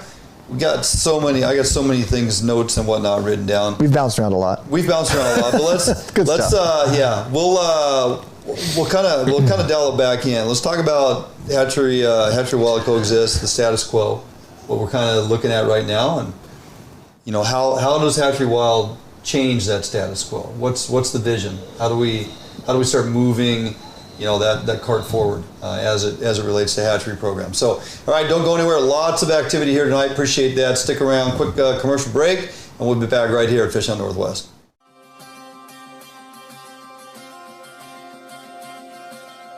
Allied boats are built by West Coast fishermen for West Coast fishermen. Deep V 21-degree dead rise at the transom guarantees a smooth ride no matter the conditions. Allied offers all of our boats with Honda outboard packages so that you can take full advantage of the reliability and 5-year top-to-prop warranty from your Honda outboard.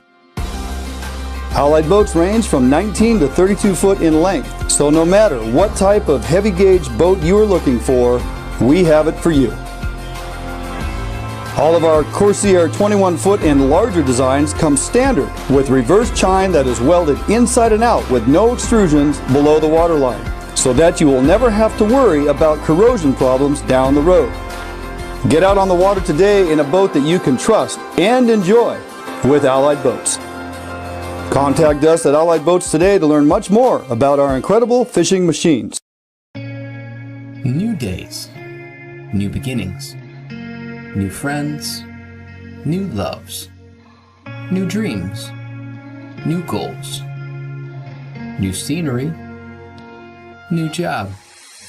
No matter what the next chapter holds, Better Homes and Gardens Real Estate will be there to help you find the new that's right for your lifestyle at any stage of your life. Better Homes and Gardens Real Estate. Expect better.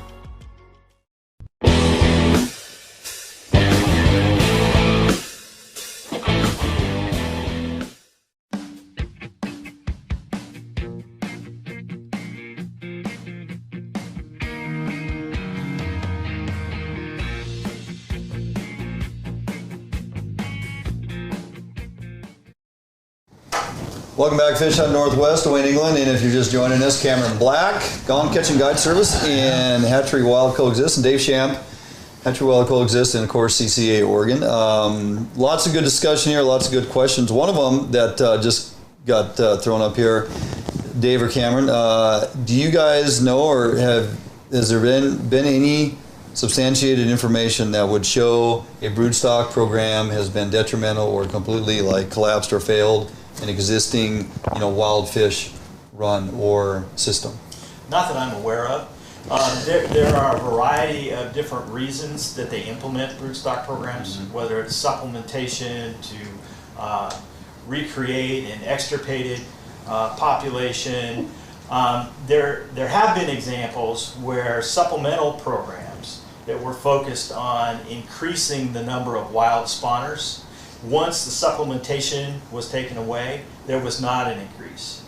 But there are also examples of where there has been an increase. So you could point to some studies and say that it was a failure, but there are other studies in very similar situations where it's been a success. So to say that there hasn't been a failure, there have been situations where there wasn't the anticipated increase in wild fish numbers, but it did not have a negative consequence. Gotcha. And not a negative consequence, especially after the program was removed. And then there has been some programs that have been removed, but not because of what's going on in the fishery side of things, but because of what's going on in the management side of things. Whether we wanted an earlier return, threats of lawsuits and stuff from our fellow. But no, a broodstock program has not gone in and wiped out a wild fish run. There you go. Those that are in opposition of, and I'm speaking for the most part, any of our wild fish organized groups that continue to go against any and all of this, hatchery practices, broodstock practices, slapping lawsuits against department and whatnot. Have you read anything they've produced that will line out, here's the 10 reasons why broodstock programs are bad? I've never seen anything like that, right? The narrative they like to push is that just general hatchery fish are bad. Well, the fish and we've seen that. We've seen that. Same thing, according to our official. That's what I was going to say. You've seen productions. You've seen stuff that really want to lump them into the same thing. It's a canvassing of misinformation, smoke and mirrors, and trying to get the person who doesn't understand.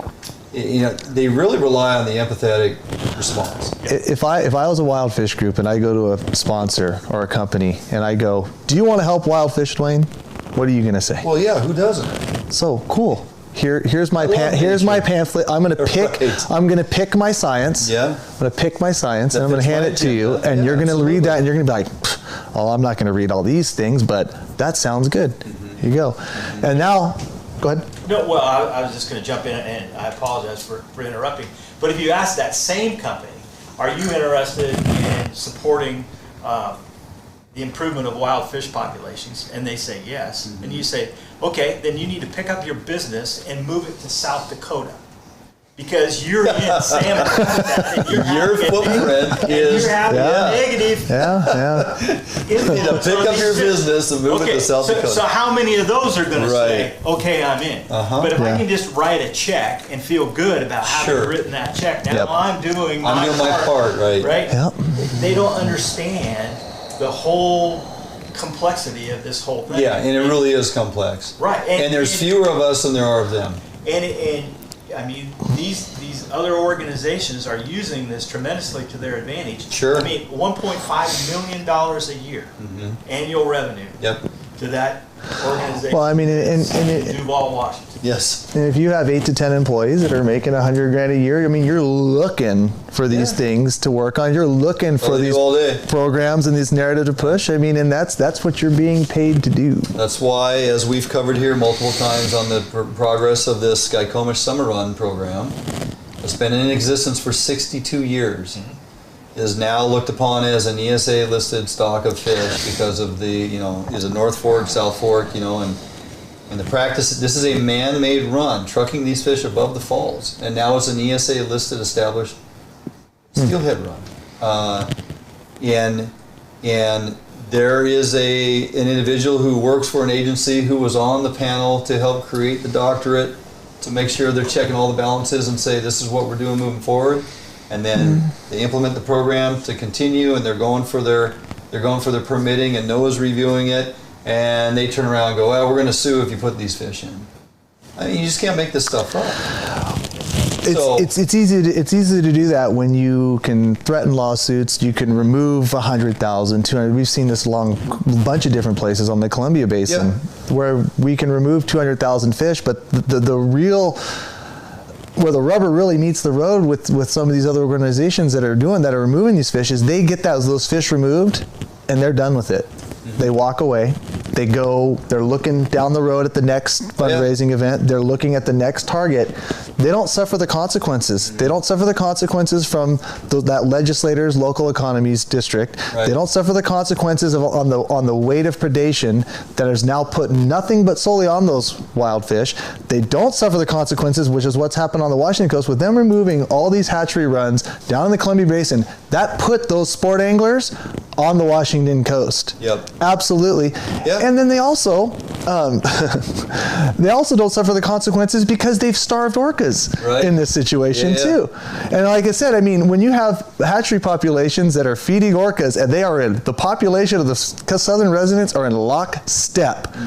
Once you start removing those hatchery fish, that population starts diving down, and they don't take any accountability for any of that. Something in regards to that too. They walk away. Recognize that we're not just talking about we've talked about the number of Chinook, but the increase in coho, the increase in chum salmon.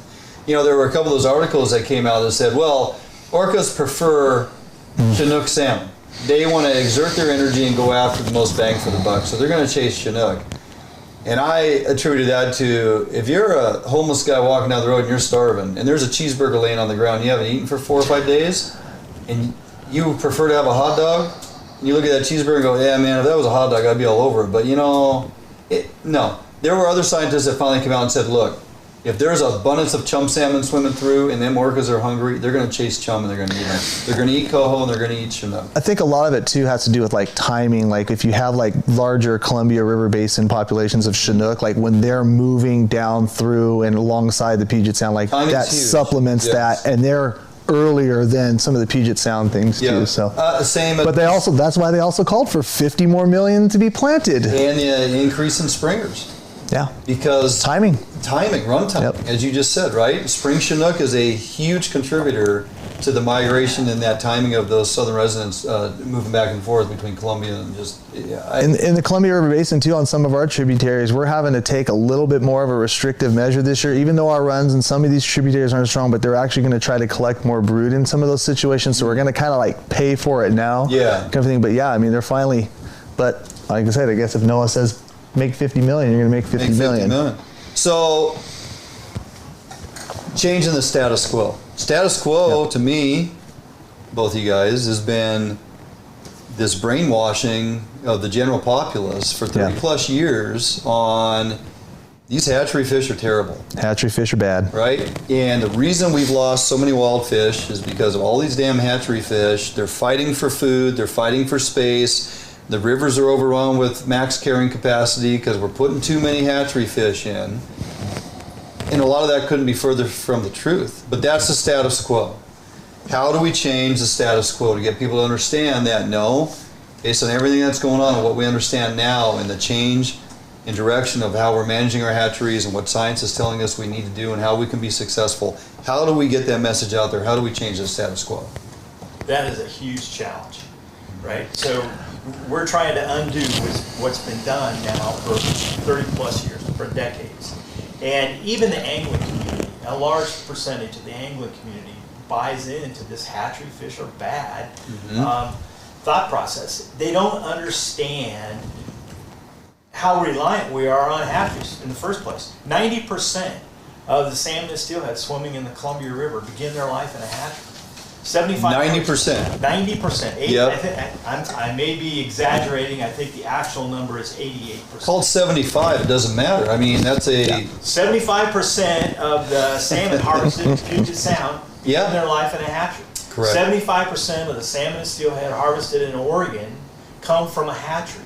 We are incredibly reliant on hatcheries now because of this lost natural production. Yep. So, you know, you mentioned artificial, and one of the things that they say in artificial, one of the statements is, if hatcheries were successful, we wouldn't be having this conversation.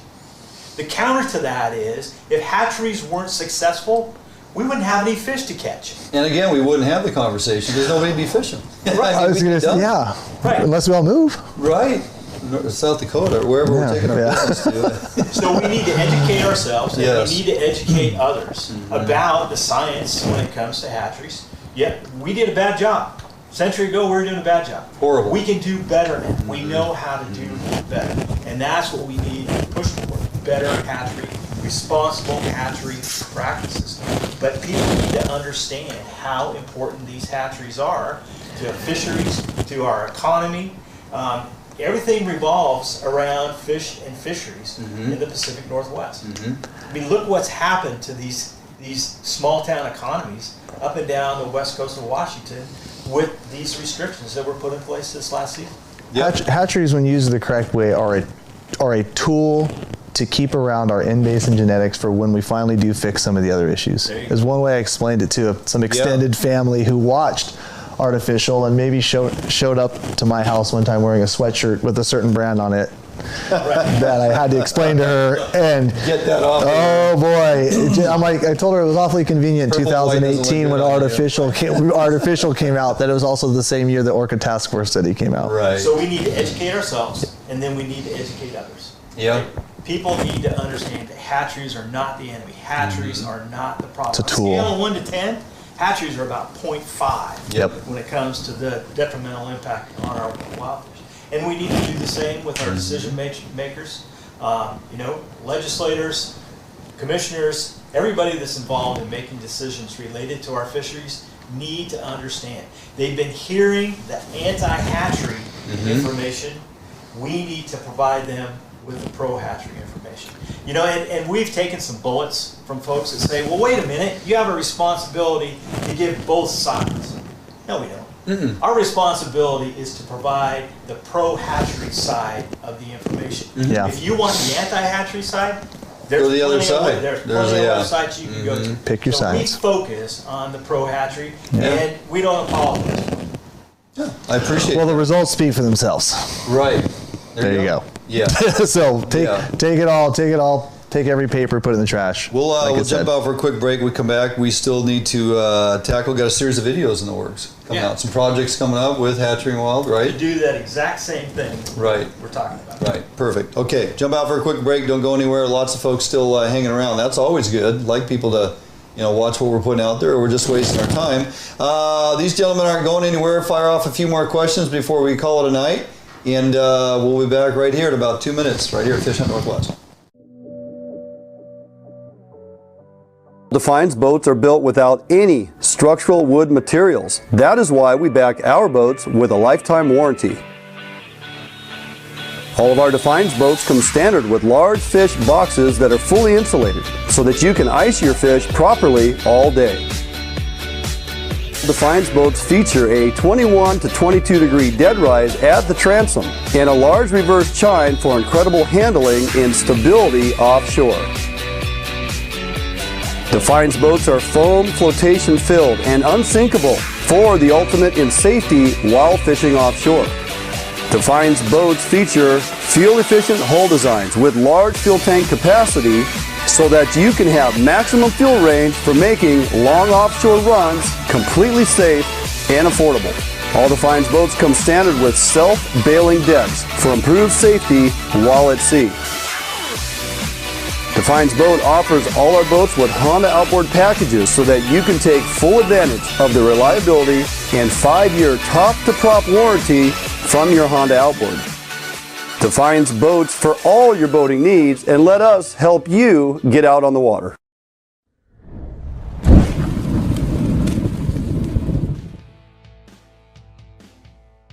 Today, the need for quality private security services is at an all-time high.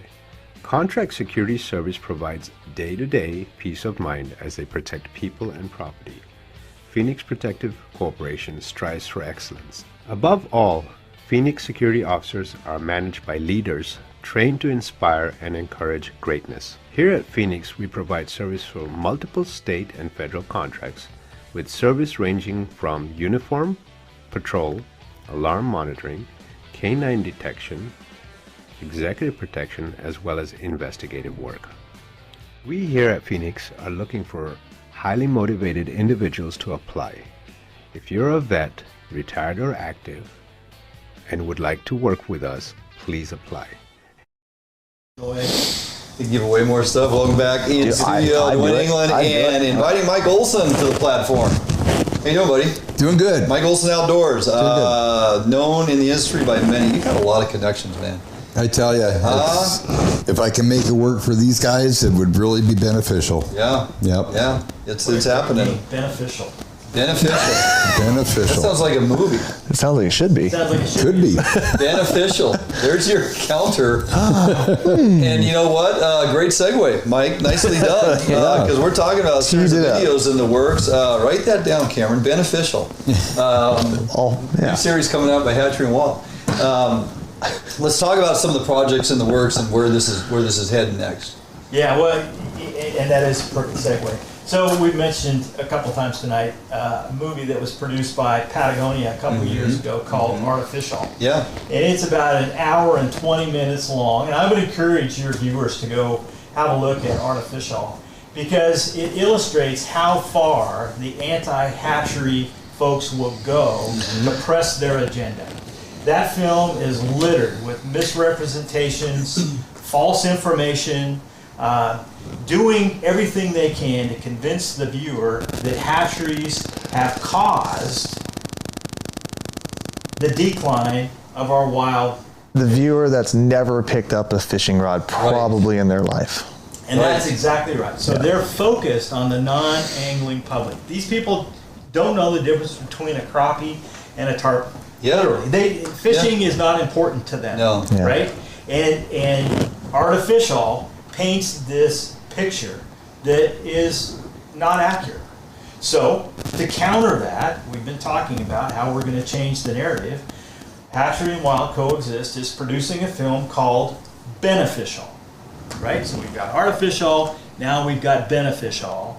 And it goes through and points out some of these misrepresentations that are included in Artificial. Yeah. So we're setting the record straight. Now there's no way that we could go through and point out all the inaccuracies that are included in Artificial because we'd have to produce a video that's also 60 minutes long, an hour long. People don't want to watch an hour-long video. Yeah. So this is 15 minutes of illustrating how far the anti-hatchery movement will go to close down our fisheries, to cause orcas to starve. They blame hatcheries on the starving orcas on hatcheries, excuse me. When, as we talked about, the experts have said the way to save the orca is to increase hatchery production. They go so far, Dwayne, in order to illustrate what happens when you remove hatchery fish and what it does to the wild population. They go to the Madison River in 1974 and they talk about removing catchable-sized rainbow trout. Catchable-sized rainbow trout. And when they do that, they see an 800% improvement in the population of brown trout. And they want to correlate that to what's happening in salmon and steelhead streams. The life cycle comparison, non-existent. And get this, brown trout. That's an invasive species. That's an invasive species. Brilliant. So we should be killing all the brown trout. There we go. On the Madison. But that's how far they have to go to find an example where the removal of hatchery fish resulted in an increase in wild fish. So if we believe what they're telling us, that in order to recover our wild fish, we need to eliminate hatcheries. That's been happening for the last 40 years. Right. Where's an example in the Pacific Northwest? That's been successful. And then on the other side of that coin, look at how many. I mean, look at what's going on in like some of the upper Columbia basins where there was no coho run, there was no sockeye run, there was none of those runs would even exist. We wouldn't even be talking about it, let alone fishing them, if it wasn't for hatcheries, without hatchery implementation. Well, they go so far to push their narrative, and the false information in that documentary or falsimentary. When you first of all, you got to consider the demographic of folks that they're targeting.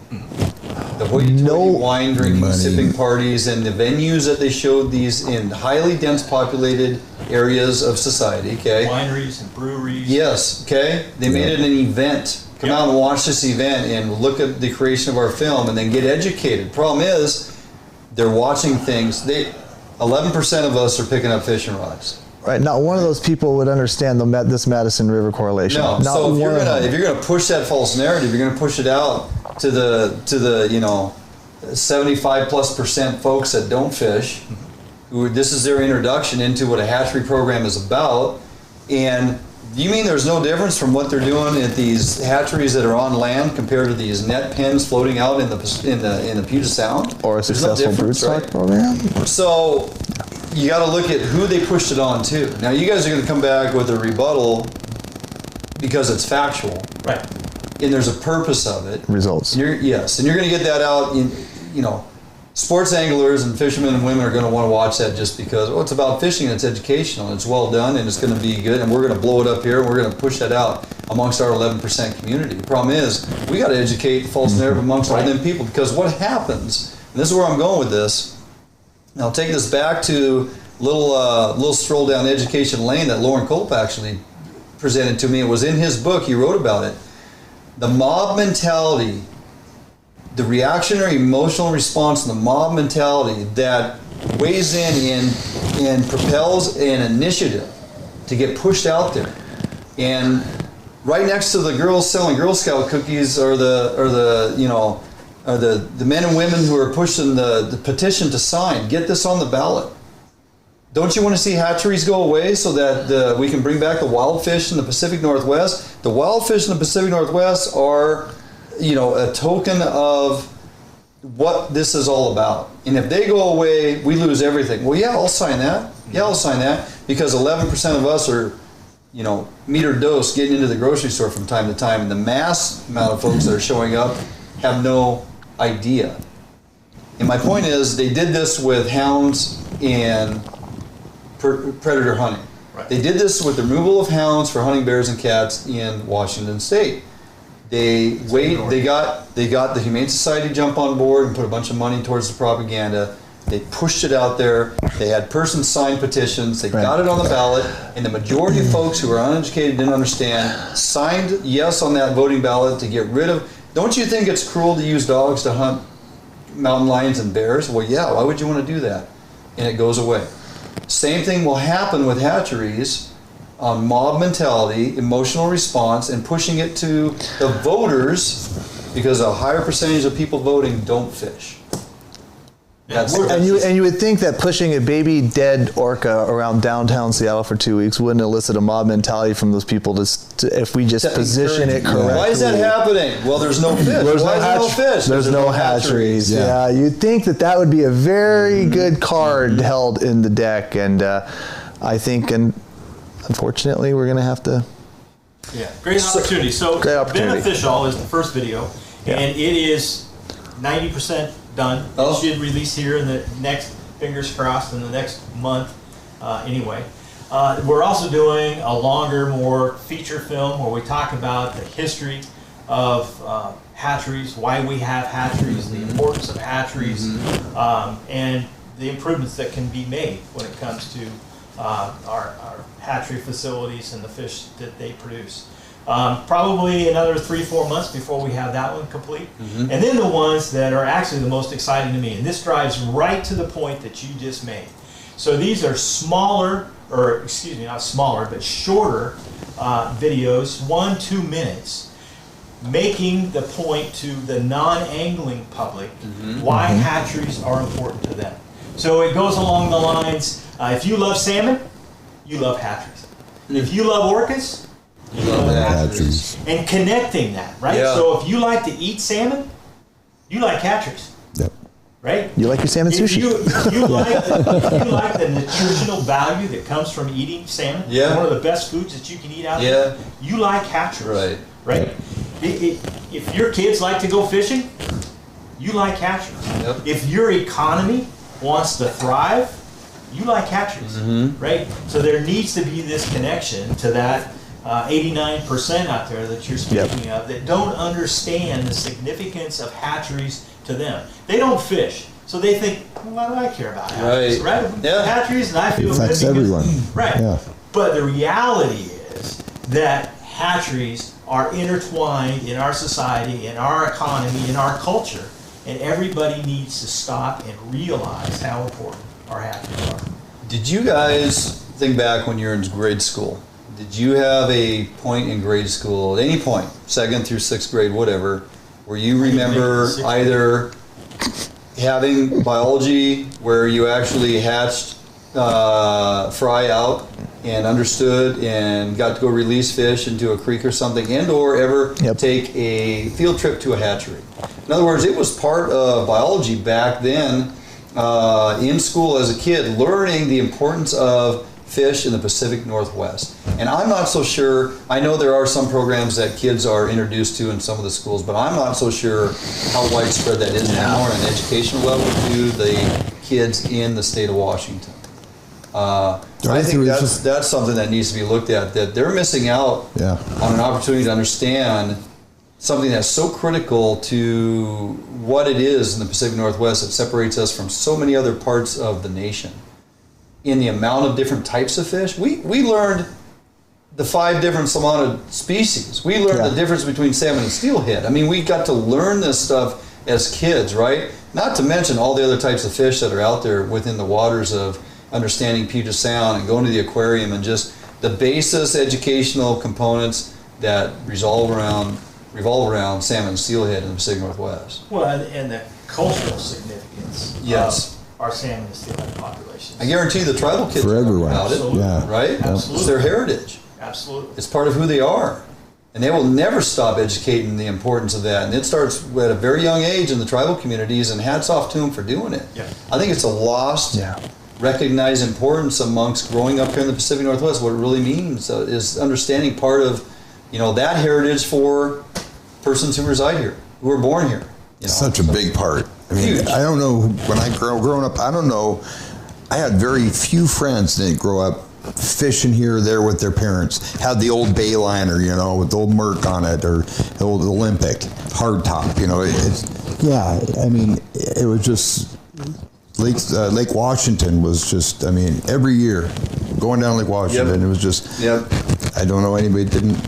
So, okay, one more thing to tackle. We're going to run out of time before we tackle everything, but we got a couple more things to talk. And yes, JJ, great segue. People are reading my mind tonight. Has the economic impact study by HWC been completed? So I wanted to jump out for a break, come back. Let's talk about just basic and the sheer economics of putting fish back in our waters and what that really looks like and what it means from an economic standpoint. All these communities you were mentioning earlier, Cam, and what we've experienced through this last steelhead season. I mean, it hit a lot of people hard on the heels of COVID. So don't go anywhere. We'll jump out for a quick 1-minute break or so, and we're gonna close out the show here with the boys from Hatchery Wild and Mike Olson when we come back right here, Fish on Northwest.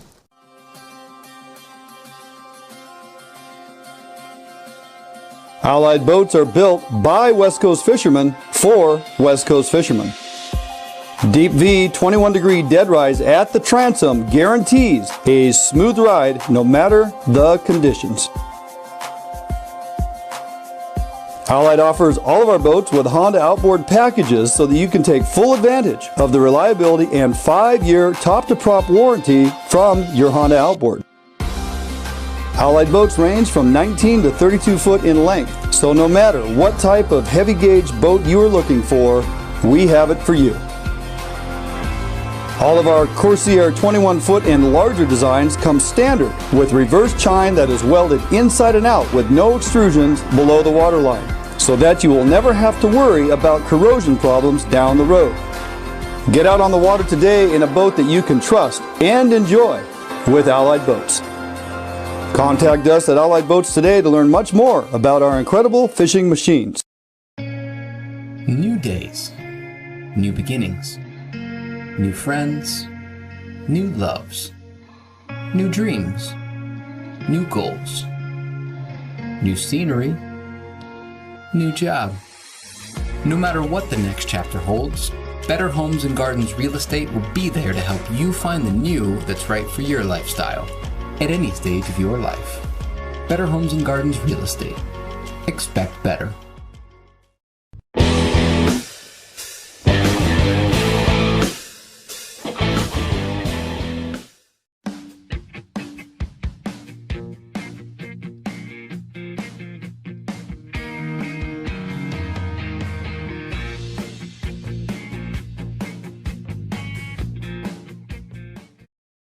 We're back. You coming back in? Yeah, walk on through.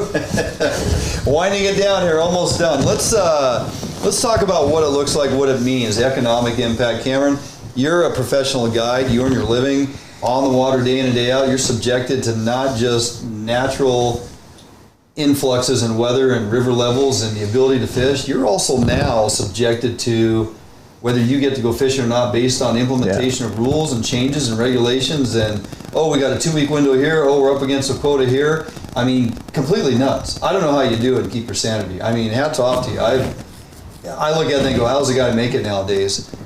Let's talk about the economic impacts, what it means to get fish returning back in our rivers. Commercial opportunities are happy with their percentage of take. Recreational folks are on the water enjoying harvesting fish, putting some in the freezer, according to Harper, putting the small ones back in the water. But yes, we have opportunity. What's that look like? What does it mean? Without that opportunity, we don't have advocates. And to me, like, that opportunity means that you have people that are participating in the fishery that are going to care about salmon and steelhead. Mm-hmm. And what happened on the Washington coast was basically a removal of a lot of those people that would have gone out, especially me being a guide. Yeah. Where I'm going to see not only all the economic piece of that being, you know, a huge driver to some of these areas and help also driving that benefit, but probably the most important would be having those people that don't fish, that decide to go on a guided trip. They get to interact with the steelhead, they get to interact with the salmon. Losing that without the availability of fishing opportunity is huge, because that to me is a death spiral. I mean, obviously, with this year being the exception with COVID, I mean, license sales, guide license sales have been on the downturn for the last 4 or 5 years, and without our fishermen, we will not have our fish. Yeah. Period.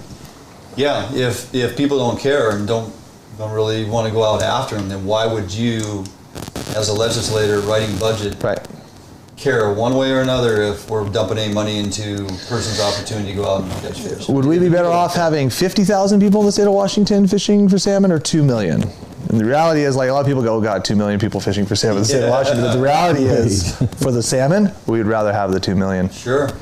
Yeah, because it's money. And somebody had made a comment earlier about monies going into the general fund. And, you know, there's a lot That's of what the licenses, monies, right? Yeah. License sales go into the Fish and Wildlife Fund, which that percentage of money is used to fund hatcheries, buy fish food, rear fish, salmon. I think 23% of the fish program's budget is driven by general fund, is driven by licenses. The rest, the rest is general fund. So, it's a portion. It's an important portion, but the misconception there is people buy licenses, fishing and hunting, and it goes in the general fund, and then they get a percentage of it back. That's not necessarily, that is not how it works. It goes into the Fish and Wildlife Fund. That money never leaves that fund and goes in the general fund.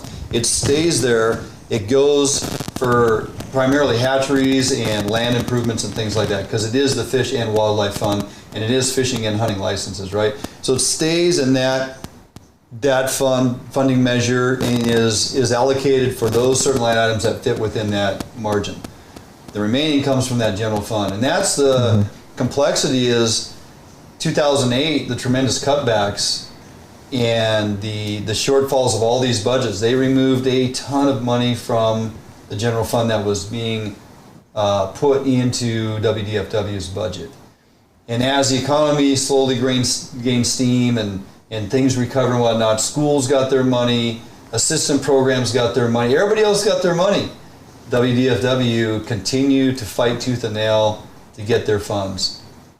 And by doing so, tremendous cutbacks, failed programs, couldn't actually now put this many fish out of this hatchery because there's no money. This is what we're talking about. It's like, well, we're not going to allocate monies to this because, well, either they decided they didn't have it or, you know, so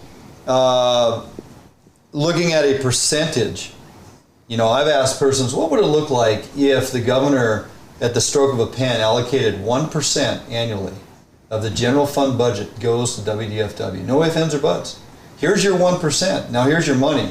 Now there's no excuses. None. Now there's money in the coffers, man. Let's rebuild these hatcheries. Let's build them that the science and the technology shows us to the level we can to really get good, fit, surviving fish, get them into these systems where we have, you know, a need for hatchery, broodstock programs to support the demand. I mean, it's just... Would it happen, though? Or would we put wolves in?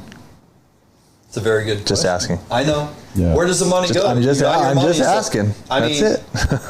I got, both of us have a lot of friends and contacts at WDFW, right?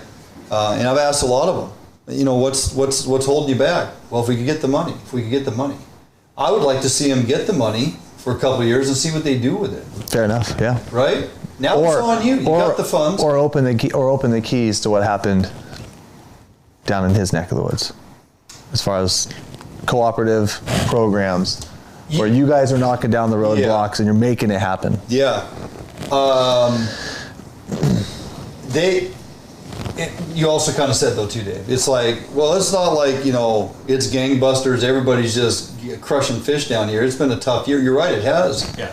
It has been a tough year, but overall, 20-year footprint, looking at a successful program, and your number one... Are they even thinking about closing you guys down there? No. Okay. Well, there you go. We got more guys going down there that are coming up here. I can tell you that. Your number one issue is, man, if we just... Washingtonians. Number one issue is Washingtonians. Number two issue is if we just have a little more money. It'd be nice to have a little more money and actually nudge that cap up a couple more percent. What would that look like? Yeah. I wish we were like, hey, Cameron, we need to find a way just to get a little more money to bounce these percentages. Let's double it. Let's take that 2 or 3% and make it 6. What does that look like? Now you're recruiting people into fishing. Now your license sales are stable every year in and year out because there's opportunity, man. Opportunity, people are going to fish. Boats are going to sell. Yep. Gear's going to sell. Trucks are going to sell. Hotels are going to be booked. Gas is going to be sold. The whole deal. Multi-billion-dollar industry. Yeah, and it's you asked the question, where's our money going? Mm-hmm. And that's the question that we get about Hatchery Wild and Coexist as well, right? So we're a 501(c)(3) Good question, yeah. organization. We rely on donations to do what we do. So we're often asked, where's the money going? What are you guys doing with our money? Well, we've talked about some of that here, the educational programs that we're putting together, the videos that are coming out, and the economic study was mentioned as well. So one of the things we fund is additional research, right? And we've talked about this pro-con. Some science says this, and some science says that, and there's this contradicting science. Well, we have initiated a study of the economics associated with hatcheries. So what do hatcheries and the fish that they produce contribute to local economies? So we're looking at Oregon and Washington. Oh, okay. And we're breaking it all the way down to the county level. So local decision makers will be able to understand the importance of those hatcheries on their local communities. And it's not just the fish too. It's some of like the tourism, the visits and stuff like that. The study, some of the parameters in the study. And we're also looking at the social and cultural aspects as well. So a year ago, when we were talking at the Portland Sport and Fishing Show, I said we've launched this economic study and we should have the results by midsummer, right? Well, we were at that point negotiating a contract with a consultant. Everything was signed, sealed, ready to go. We're at the point of pushing the go button. And they came back with a series of caveats that they wanted to include in this study. Raised red flags for us. Yeah. All of a sudden, they're more interested in protecting their reputation than doing an objective study of the economics of hatcheries. So we pushed back from the table. This is a private company? Yeah, private consulting firm. So we pushed back from the table. And then COVID hit. Changed the whole... everything for everyone. Everything. Yep. So it was probably a good thing that we pushed back when we did it. Yeah. Well, we've reinitiated that. We've renegotiated a new scope of work with another consultant that we have a high degree of confidence in. We've got a meeting with them scheduled for this coming Monday. And we expect within the next week, 10 days, we'll have that economic study back underway. We expect to have the study completed and information back to us midsummer, June, July timeframe. We know that we're going to be in a fight for hatchery funding in Oregon, right? We're going to have to fight to fund Leeburg again. We had hatcheries that were severely damaged by forest fires, wildfires this past summer. One hatchery basically leveled. Anything that was wood it was burnt to the ground. Saw the report. And the wild fish folks see this as an opportunity. Of course. Easy. So here we've got one. We don't need to rebuild that hatchery. We need to do something else with that money. So we know that we're going to be in a battle in Salem in the coming months. And this consultant has agreed to look at those particular hatcheries ahead of time. Hopefully with the goal of having that economic information that we know will be important to those decision makers when they're deciding what's going to happen with Leeburg, Rock Creek, and other hatcheries. So we're really excited about what's happening, but on the economic side of things, finally getting this thing going in the right direction. But that's where we're spending that money. Making the message as easy to understand and as loud as we can make it. Funding additional research. We're not just all about memes on Facebook pages and making sure. Don does a good job of that, though. Yeah, fantastic. Let's be honest, they're good. You can get some good ones in. So real meaningful stuff is starting to happen, and think we're just 2 years in. Right. And we're already making a difference. 2 years in, 1 year, kind of. 1 year. But there's going to be a lot of, the thing is with this economic study too, and having a lot of talk with our local legislators too, the lawmakers, that is going to be a very, very, very important tool to them because not all of them fish, but they all do understand. They like numbers. They like numbers. That and study is so important. It's going to be a huge tool to have going forward. I see that. This stuff isn't cheap. No, it's not. Done right, it's not cheap. This type of factual information presented to those in position and power to make decisions when it comes to monies and money allocation towards fisheries, hatcheries, reform, everything we've talked about. It's important. I'm glad you guys are doing this because it's for Oregon and Washington. I mean, Cam, I know you're on the phone, it seems like quite often with persons in legislative positions and whatnot. And he wasn't going to get involved in politics. No, man. He's finally figured out how. People that get on here at times and say, I fish to get away from politics. I'm like, that worked back in the 1940s and 50s. You fish today and want to disregard everything that goes on in the political arena. And when we talk about all these educational components in today's fisheries and what we fight for and stuff, and you want to turn a blind eye, but yet get on social media and bitch about it, you're disengaged and you're disingenuous, and you need to, if you truly care about our fisheries, then believe it or not, you're involved in a little piece of politics. Yeah. You can't dance around it anymore. You can't dance around it anymore. And for the guys that are out there that don't want to get involved in politics and they don't want to spend any of those hard-earned dollars, like supporting something like HWC or another, let's just say pro-hatchery, conservation-minded program as well, but we'll all spend $80,000 on boats and $600 on waiters and $500 on. I'm just saying, I'm just throwing numbers out, but lots of money. But you won't put $20 to something that actually puts your fish in there for you, because you might not want to be involved in those politics, but you're going to still spend that $100,000 or whatever the hell it is. Tonight's all about segues. What can folks do to get on board this train, support Hatchery and Wild Coexist? Where can their monies go? How can they contribute? How do we get them dialed in, or they're going to be? I sent my money in. I got my poster right there. Yeah, you do. To prove it, right? Yeah, good job. So Hatchery Wild. We have a website. www.hatchery-wild-coexist.com. That's where you'll find the factual information supporting why our hatcheries are important. You can subscribe, join the fight. So it's a lifetime membership for free.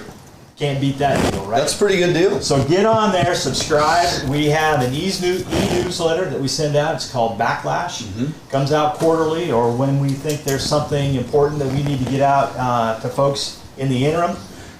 So it provides additional information, action alerts. So we've been talking about some of these opportunities for folks to weigh in, have their voice heard when it comes to supporting initiatives that are important to us. So we highlight those. We provide example emails. We do everything we can to try to make that process as easy for folks as possible. And again, it costs you nothing. Go subscribe. We'll send you the information. If you don't like it, you get tired of us, hit the unsubscribe. That's right.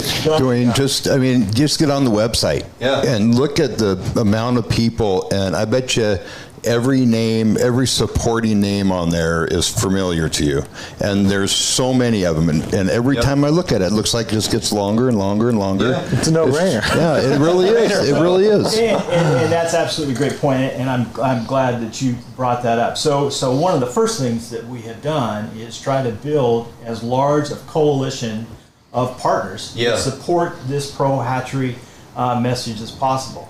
We're 250 plus. We haven't even counted them in a long time.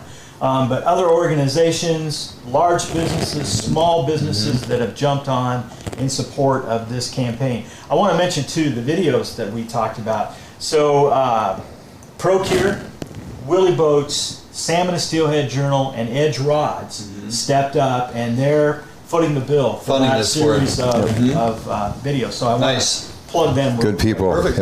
Yeah.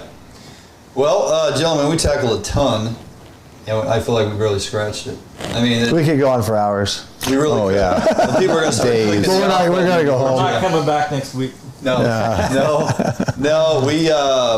told you we were going to dedicate a full show to this. We went 2 full hours and covered a lot of ground. A lot of folks are happy with the dialogue and the putting it down to a great level of communication and understanding, which is always beneficial. So. Beneficial. Great title. Appreciate you boys making the drive, coming all the way up here. It's our pleasure. Thanks for having us. Been a great show. Cameron Black, Dave Schamp, Mike Olson. Well done. And that's going to do it for us this week. So join us next Thursday in studio, 6 p.m. as we are every Thursday. I think Tommy Donlan's going to be back from his field assignment. Maybe he quit. I have no idea. So we'll see what happens. But appreciate everybody hanging in there. Lots of people hanging on all night long. You guys are getting a lot of compliments here. This has been a good show. Appreciate your effort and all your insight. Go to Hatchery Wild Coexist. Check them out on the website. Support their movement. It's important as we move forward and try to recover our fisheries and put enough hatchery support out there. Not just to recover the orcas, give us recreational folks an opportunity as well. All right, everybody. We'll see you next week. Have a great night and have a great week.